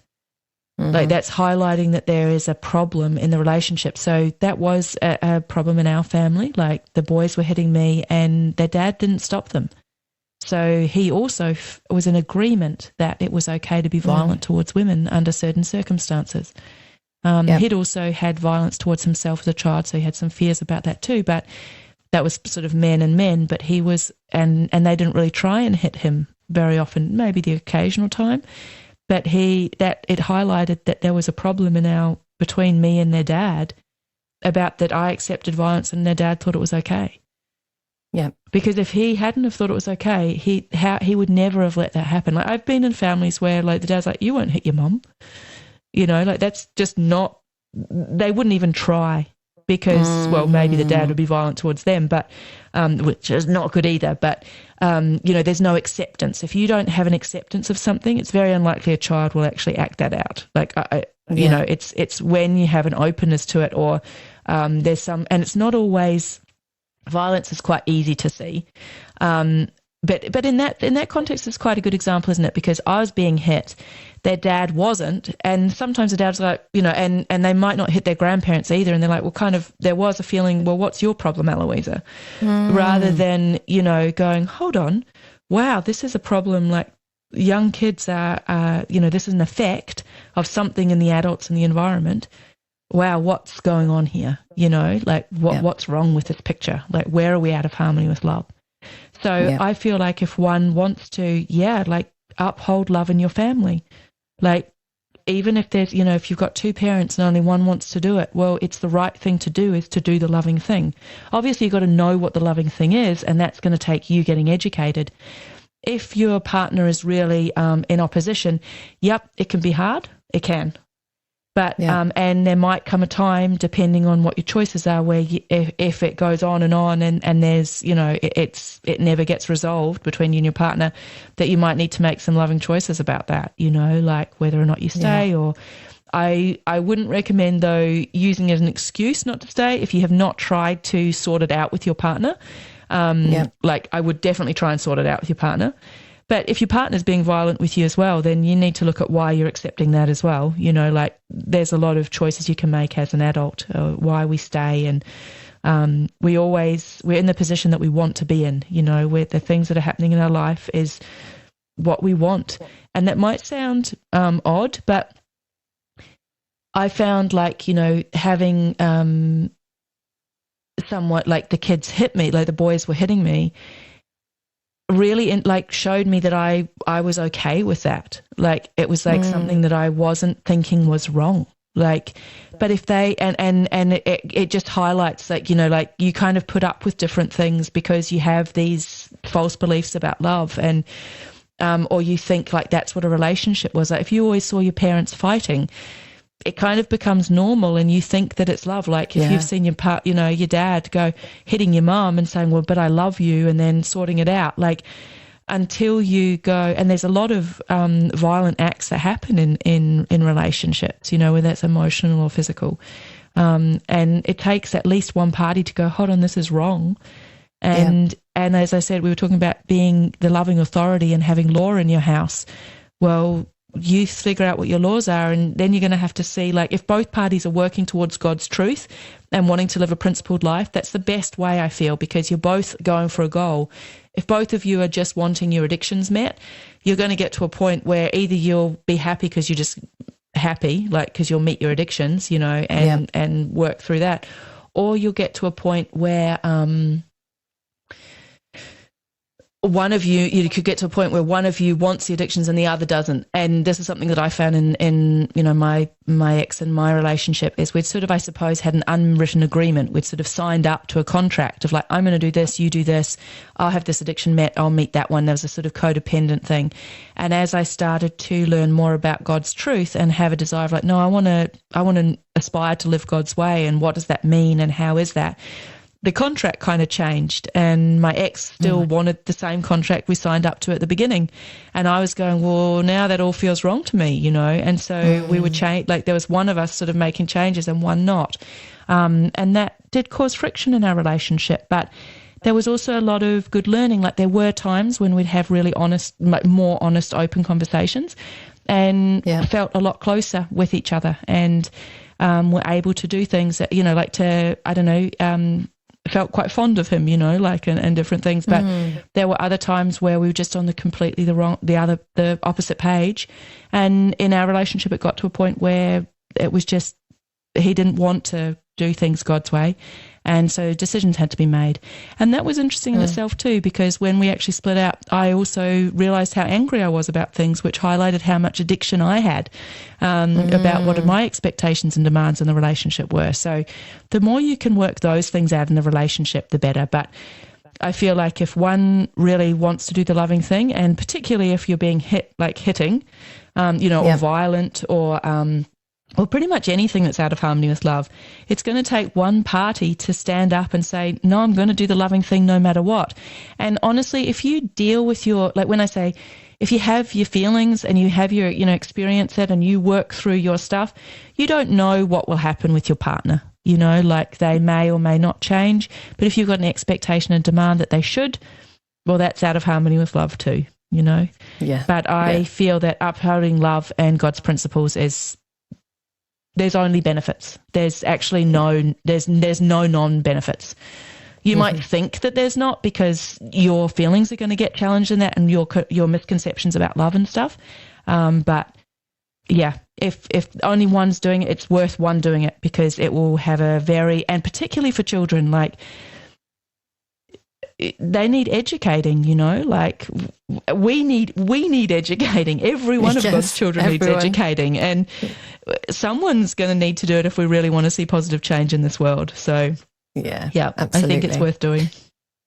Definitely. When let's say the child is not hitting the parents because maybe they're scared of the parents, and so instead they are hitting their siblings as a way to get their anger out, or throwing things, throwing their toys, I would take it you're still going to use this restraint or the restriction. Yeah, again, look, the parents need to look at themselves first. Like, I feel like that's a bit of a fundamental principle. It's like, look at yourself first, before you start heffing around everyone else, because if your kids are afraid of you because you're volatile or you're angry or you belittle them or you condescend to them or you would get physically violent with them, you need to look at that, and you need to make the shift in yourself so that you can love as well. Because if those are your motivations, that's not going to go well. But yes, again, if a child is hitting another child, look at yourself first and go, wow, why do I think that's okay? Like, often there might be superiority where they feel better. Is your child hitting the other child because the other child is like, so we had a dynamic in our family where we've got two boys. The older boy would just when I say quietly, it's just that he would say things to the other two kids, very unkind things, because he wanted power over them. So he would take this power, and what was happening is the younger boy actually started hitting him. And with help, again, from my excellent friends, they helped me to see the dynamic. And they were like, well, that's the only way that, like, our youngest felt like he could actually, like, go, no, like, this is wrong, because, and I had to see, like, I didn't realize it, because you could look at that and go, oh, he's hitting him, I need to restrict, like, the younger one. But the older one was actually in a power play. And he was like, basically what he would do is if something happened with the younger boy, he would, like his little brother, the older one would just wait his time. And it might be like a week or 2 weeks later. And then he would start being very nasty. And then the youngest brother would, like, start attacking the older one, and he had to learn, like, hold on, no, I actually need to restrict the older boy first. I need to restrict both of them, but the older one, because of the power dynamic, that's actually very, very unloving and damaging dynamic that needed to be worked out. And that's still something that's a problem in our home. Okay. And as they get older, let's say they're teenagers and they're doing this, are you still using the restriction, or are you sending them to their bedroom, or what do you do now when they get older? Yeah, there's many things you can do, like, and this is where I was saying it's sort of like unique to you, but if you're the one in your home, like, yeah, you could send them to their room. Like, if you're like, one of my sons now is, like, 6 foot and stronger than I am, so it's not like I'm going to be able to physically restrict him, but I mean, I could try, but he's going to probably overpower me. But I suppose because I've done the work when they were young, he will listen to me, so yeah, I ask him to go to his room at times, but you could also restrict other things, like you could take their phone, like if you're paying for their phones, you can take their phones away. Like, I wouldn't even give them the phone in the first place, but you could take their phone. You can, if you're paying for internet, you can stop their internet. You can ask them, there's many, many, many things you can do. Like, you don't need to take them places. You don't drive them to school. They've got to figure that out themselves, which they should be really doing anyway. But like there's many, many ways that you can restrict, I suppose. Yeah, and the room. So it doesn't need to just be physical. No, it's just that the physical restriction, and the younger that you do it, the better it is, because the faster it just works so fast. And when I say it doesn't need to be like, if you. I think you had, like, sort of a question on one of the questions you sent through. You said, what if a parent doesn't feel like they're ready for this? It's like, you're never going to feel like you're ready, like, to feel like hard stuff and pain things. It's like, we've got to just give up this, like, that's being really ready. Saying, oh, you know what? I just want to do it in my time. And, like, I don't really want to do it. And I'm not really sincere about it. It's like, if something is attracted into your life, you're ready. God reckons you're ready. You know, just because you don't think you're ready doesn't mean you're not. You're not. Like if there's something we're always ready for love. It's just we might not want to. So deal with that. You know, figure that one out. Yeah. I'm just thinking, say, in extreme situations, you might have to take extreme actions. Like if your teenage child was hitting you, well, you might have to call the police. You know, like don't treat them like you would an adult. You know, you're going to need to deal with your feelings and your issues and why it got that way.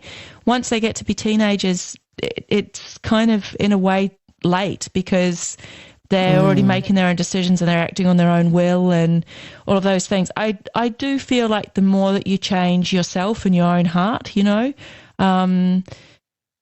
it has a positive effect, even if your kids don't feel it or don't respond immediately. If you work through all of your issues, when they come to working through theirs, whether that's on earth or in the spirit world, there'll be no opposition from you for them to do that. And I think that's well worthwhile doing that. But yes, it was harder when they're teenagers. And also if you're not physically restricting them, then it takes longer. So, you know, it's you know, it just does because and if there's spirit influence, their restriction is so good. Like it changes your life because the spirits don't come anymore. And there's a lovely story of a friend of mine who she got some feedback from Jesus and Mary about her child who was supposedly autistic, which I don't feel autistic's an actual thing. It's just sort of an emotional problem, and it's a label we put on to sort of label someone that's for something that's not actually a condition, if you know what I mean. It's a problem with not dealing. It's kind of like having a lawless household and making the child the focus of your world and making them feel that they are more important than everybody else, and so they never really have to develop any feelings for anybody else in their environment, as well as a lot of spirit influence in that situation. Other things as well, but that in sort of short. Anyway, she had just some feelings about law, and Jesus and Mary talked to her about having law in her home. And she just had she went through just some feelings about how people might perceive her, or that she didn't feel like she could do that, and a number of other like emotions that she went through. And then she was like, no, this law is good. Like she saw the benefits of it. And she started instilling law in her house. And just her kids just changed like very, very rapidly, to the point now, I think it's been about a year, a child who she was like, and she apologized to the school, like because she wanted the school to take responsibility for her son and make special arrangements because he was autistic and all of these kind of things. She went to the school after she had gone through, you know, this feeling of like, no, I'm going to have law in my home. Law is good. Law is excellent, and I'm going to uphold it. Like she had that feeling. And her kids just responded so well, like kind of, it's not overnight, but in a very short amount of time, they started to just behave better, to be more engaged. He was very, very unkind to his sister. She was like started not accepting that, so that became better. She did it both in the home and when they went outside, like to cafes or in public, because she'd been. What happened is it was sort of getting a bit better at home, but it was still really bad in public because she was worried about upholding things and how people might perceive her and stuff outside of the home.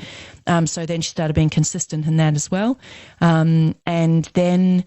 Yeah, and then she talked to the school and she said, I want to know everything that happens. I want to know every time that it's not okay. This is what I'm doing at home. I want you to do it at school. That he can't, I don't want my child to get away with anything. I'm really sorry that I've put you in a position. You know, I'm right on board now. You know, autism isn't even real. It's a parental problem that we've created and I want to fix that. And now apparently it's like a completely different family. I'm really looking forward to seeing them. I haven't seen them for like about a year, but I know that her sister, and her sister was just telling me recently she was talking to her, and I just thought it's such a good story because a good experience, because she literally just went, I'm going to uphold law. Like she heard the benefits. Jesus and Mary just told her, like, you know, this is the truth about it, the truth about autism, the truth about God's laws, some personal truth for her about why she wasn't upholding law. And then she actually did it, and she applied the theory, and she's had really, really positive results. Oh, wow, really positive that's amazing results. to hear. And like amazing self-responsibility as well. And also to go into the school as well and take that responsibility and say, actually, this isn't your issue. This starts at home. This starts with me. And it's such a wonderful thing to hear that about autism, because it does seem that autism is on the rise. And I have that feedback from a few clients where they go, oh yeah, my kid is autistic. And then the kid kind of gets almost blamed, but also excused for the emotions that are going on in the household. Yeah, and I think it's a major problem. Like there's so many, like ADHD, autism, most behavioural problems. About parents not wanting to actually uphold law in their home. Not just that, like, parents not wanting to have consequences, parents not wanting to take self-responsibility, not wanting to educate a child about what is, loving behaviour. And often parents aren't educated either. And so this is not an excuse. Yes. It's just something to be mindful of, that if you have not been educated in love, you cannot teach your child about love. You will teach them what you think it is. And this is a problem. I know, I think in the Yurt talk, Jesus talked to you about this in the interview that you did with him, how he was just saying, well, you can't apply principles unless they're in your heart. And that is an emotional, soul-based change that needs to happen, because you hear all of this good theory, but you will not understand what it truly means unless you have that soul-based emotional shift in you. And it's very important to have that, because otherwise you're going to be trying to do something, but it won't actually be love. It'll be your version of love. And my version of love. Yeah. Yeah, and it's very important to, and when I say it's love, it's not really love. Unless it's God's love and God's definition of what love is, because that's how all the laws are made, it's not love. It's your creation of whatever else it is. And that doesn't mean that there aren't things in that people, like parents do loving things, like providing a child with meals every day and making sure that their nappies are changed. And, they are things that are caring. They are care for a child, or giving them opportunities, like with different things. Some parents really do give their children opportunities. The key, though, is to learn about, well, what does love mean from God's perspective, and just refine that in your family. Come to understand what that truly means. Yeah, yeah. And talking about like the principles in your heart. So, for example, if veganism isn't in your heart, or if eating well isn't in your heart, or self-care isn't in your heart, would it then be hypocritical to try and make our kids vegan, or not to eat sugar, or to be healthy, or to be responsible? Because surely it's about us having them in our heart and us role modeling them. So where does that line go? What do you mean? You're saying, like, if you want to be vegan, then what, you should continue to cook meat for your kids if they don't want to be? Yeah. So where does that happen? Because I had somebody the other day ask me that. They said, well, yeah, but my kid wants to eat meat. So do I cook them meat, even though I don't want to eat meat and I don't agree with it, but my child wants to eat meat? I'm guessing it's because it's your household, you can choose. But where's the kind of like the free will in that, I guess, is what I'm asking as well. Well, if you're buying the food and you're the one who's paying for the power, and you're the one who's doing it, then I think you can make that decision in your own home. I found, though, there's that, again, like a lot of these questions they're effect-based questions. They're not actually looking at what love would do. If we really loved, you'd want to be healthy. Eating a lot of sugar or eating meat's actually not healthy for the body. The thing is, though, often when people go vegan, they have a lot of illnesses, actually, because there's a lot of emotion wrapped up in meat. So I know my ex-husband often was like, look, I just don't ever feel full. I never feel satisfied, because he'd grown up eating a lot of meat, and he got a certain feeling because there's certain emotions in him. When he went vegan, he lost a lot of weight. He felt very unhealthy. He didn't get healthy because he didn't actually work through those feelings that were exposed by not eating the meat. And so often people, like, they go vegan, they go, oh, I got really sick, and so I went back to meat, and now I'm all good again. It's not because of the meat or the veggies that cause that. Like, people can be vegan and get fat. People can be, depending on the emotions they have, people can get go vegan and get really skinny and sick because of not dealing with the emotions. Every illness or every physical issue that you have in your physical body has an emotional or spiritual, sometimes both, root cause. And so there's then a response in the physical body that shows that. I don't fear. It's a little bit like, you know, if a child came to you and said, "Oh, look, I don't want to eat anything healthy. All I want to eat is lollies." Are you going to go and buy your kid lollies every single and have them for breakfast, lunch, and dinner? And then what? Their teeth are going to fall out. So then what? You're going to take them to the dentist, and you're going to pay for that. How is that love? Like, I would resolve in your own heart again. Go back to God's principles and.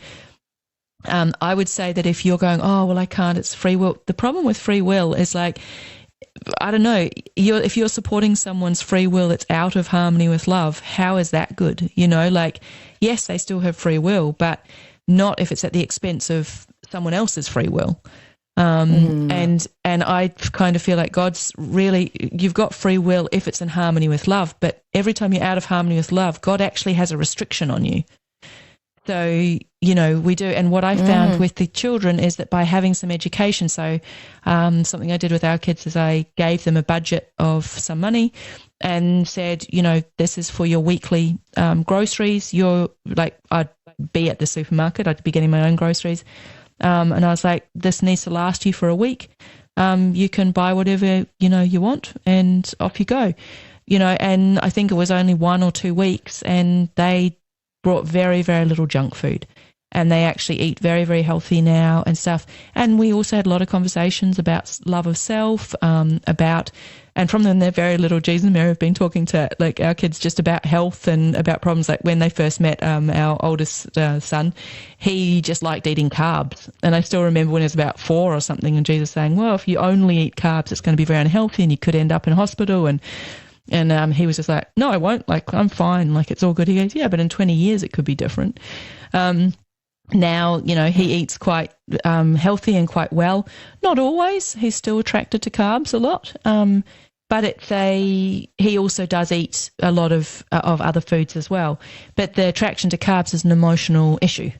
It's something that needs to be resolved of why he does, you know. He's suppressing certain emotions by that. So, you know, I think, I can't remember if it's fear or sadness. Sugar and carbs are a lot about one. I can't remember which one's which.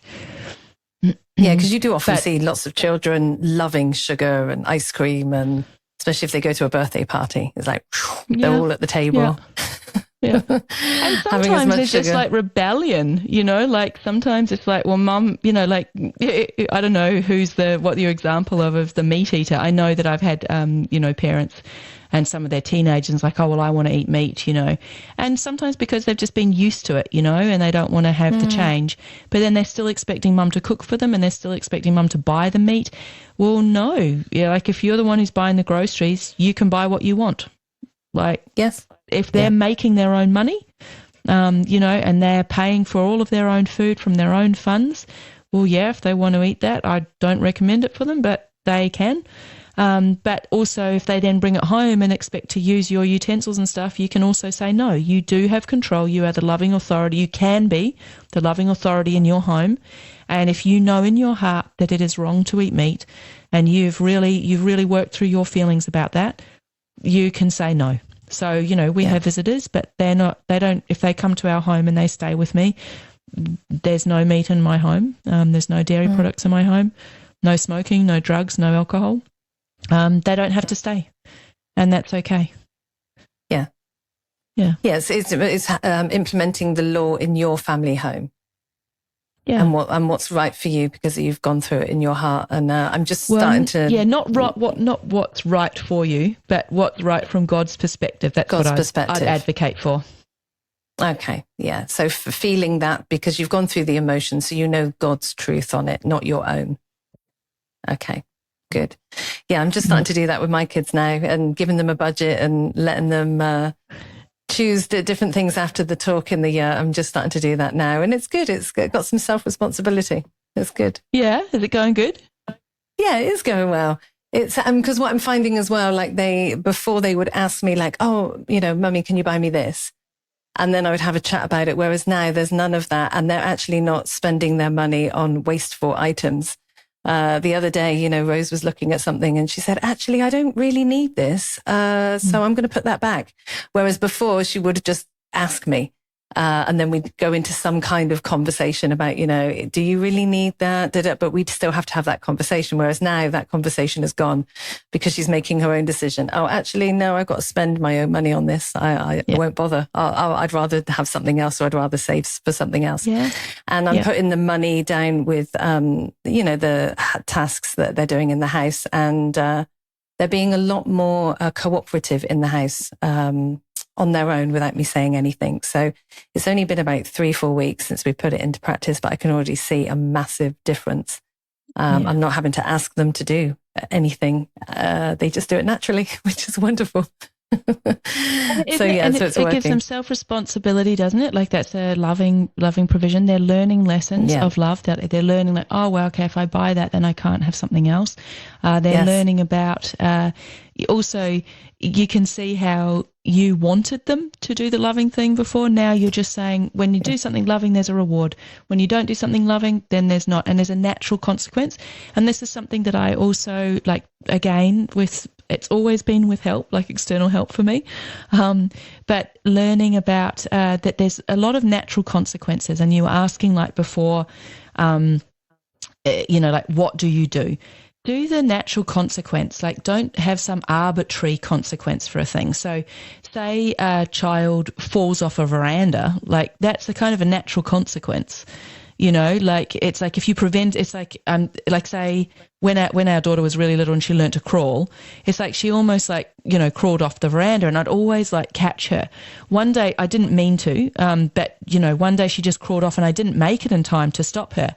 That was the last time she ever crawled off the veranda, because she realized like, oh, well, I fall off, you know, and she couldn't get back up and all these different things. So there was this natural consequence. I'm not saying that, you know, you don't want them to be like hurt, and what you can explain, like there's a lot of things you can explain, but often when there is a natural consequence to things, you know, like if you put your hand on a hot oven, it gets burnt. I'm not saying go and put your hand on a hot oven, but how can you educate a child and say, no, there is. And once they start seeing the correlation of like, okay, if I do the loving thing, there's a positive reward, that's all the education they need. Because, you know, and they do an unloving thing, there's a correction or something that like a, you know, a restriction, or there's a, you know, something that's saying, no, this is wrong, you know, then they actually can start to, in their own heart, to get a moral compass.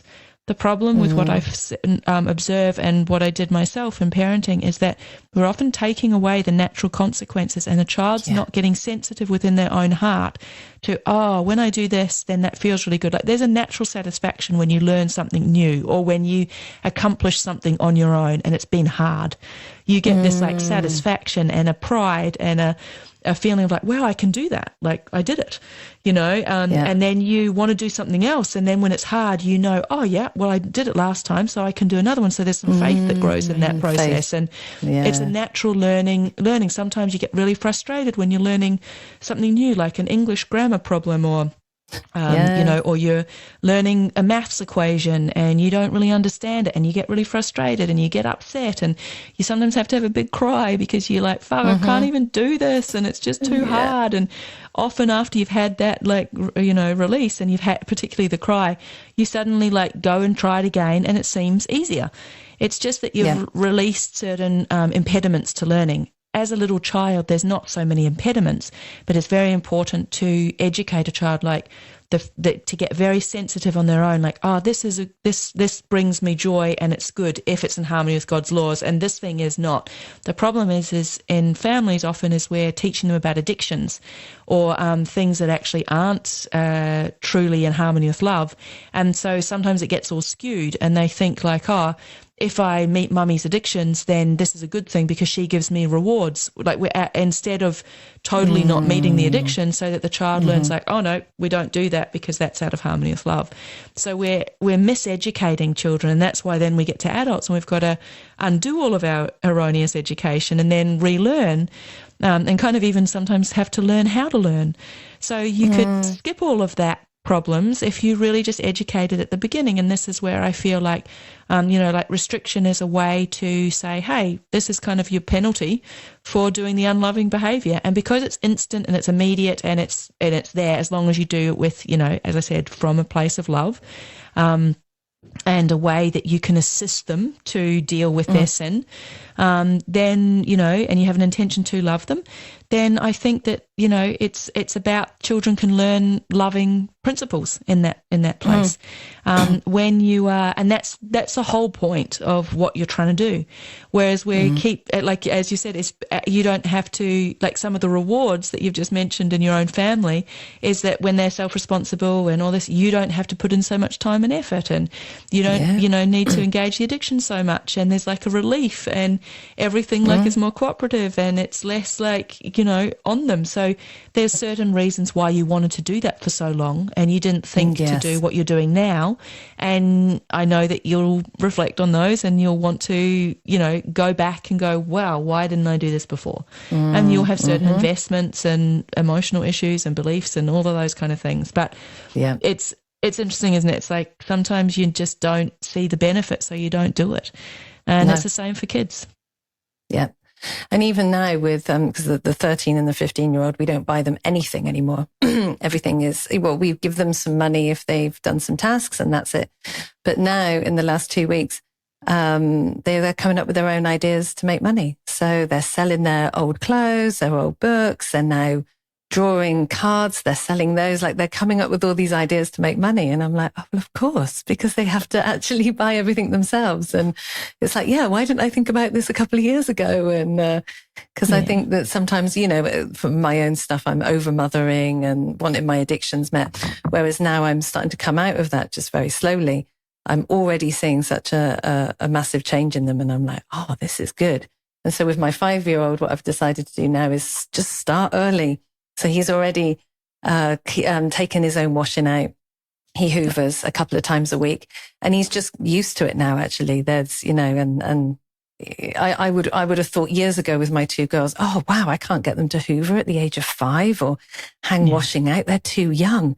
I don't know why I thought that, but I thought that. And now I'm getting my little boy to do it. And I'm like, oh, he's not too young. He's fully capable of hoovering, and he's fully capable of putting the laundry out. And it might not massively be to the standard that I would like, but then I correct him and I say, actually, you have to bang it out first, and then this is the way you hang it over. And then there's an education process in that as well. And even sometimes he doesn't want to do it, and then he has a tantrum and a cry. And then after that, he will do it. So exactly. It's a lot easier with the younger ones. So my recommendation to parents out there, if you are listening, is start them early. Start early. Start and as I'd young even as go possible. earlier than 5. Like by sure, 5, by 5, you want them to actually be completely self-sufficient, pretty much. Even to having their own business, they could actually start that at 5. It's like, I remember our daughter at, I think as soon as she could walk, which was like just after 1, she wanted to help do the cleaning. So let her help do the cleaning, teach them to clean up after themselves as soon as they can do everything. Like Mary said, planning for discharge, teach them everything you can. The only reason we underestimate kids so much, like their abilities. And it's because of certain belief systems that we have in us, and pains that we have, from when we were children, or beliefs we have about how we should treat children. Again, if you receive God's love on how we are treating children, I think you'll find there's a lot of things that, I know there's many, many things we're doing that are very, very, very wrong.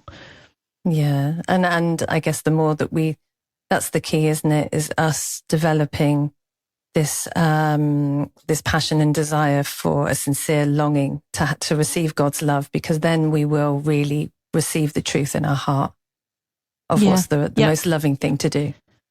Definitely. Otherwise, it's a lot of trial and error and law of compensation rather than law of repentance, Now I've just introduced you to more concepts. But there's, I suppose, in summary, there's a law working on you that every time you're out of harmony with God's loving laws, then there's a penalty on your soul. It's just automatically inbuilt. But you can do that a faster way, which is by going with the laws of love, where you actually actively desire to find out the things where you've sinned or you've done the wrong thing from God's perspective, and that you have a really passionate desire to correct those. And that's very shortened version of then you're making a decision that you want to love in God's way, and that you'll feel through anything, whatever that is, in order to correct that. And God can help you then with that process. Otherwise, there's a lot of pain and suffering that you will go through to learn, and then to learn not to do the unloving thing in your life. Yeah, good. Thank you, Al. And as you said, and what I might do as well how you is treat people. Yes, for sure. I can also leave a description of or a link to Divine Truth with some of the laws, so people can actually read some of the laws, some of God's laws. I think I have no idea how many there are of God's laws. There's probably hundreds Maybe of them. Maybe there's an infinite number. An infinite number of laws. But just the ones that we've spoken about, I can leave a link to, so that if people want to have a bit more of an idea of what they are. And also, like you said, the penalties are on your soul, but also the loving rewards that the laws also give you. Yeah. Thank you. We've kind of talked about a lot, haven't we? I think that there's been so much covered, and it's kind of like we could talk on any of those subjects for like so long. I didn't realise it would kind of take that long. No, it was wonderful. I've still got some more questions, but I'm going to leave that for another time, because I think that's that we've spoken enough for today. And and I just want to thank you again. Thank you so much for your time. Thank you for your wisdom, and thank you for helping us parents out there try to put some loving actions and have a desire, I should say, more than try, but have a desire and an aspiration to put some loving actions into place with our children, God's children, should I say. Yeah. Well, I just want to thank Jesus and Mary, to be honest, and also God, I feel that that's really where, and as we discussed, some of these things are just my experience, and I'm still learning, and it's not a gospel truth, if you like. There's many things still to learn and to understand, but very grateful to our friends for sharing the truth. Yes, for sure. Thank you, Al. See you next time. Thanks, Yvette. Until next time. Until next time. Bye. Bye. Bye.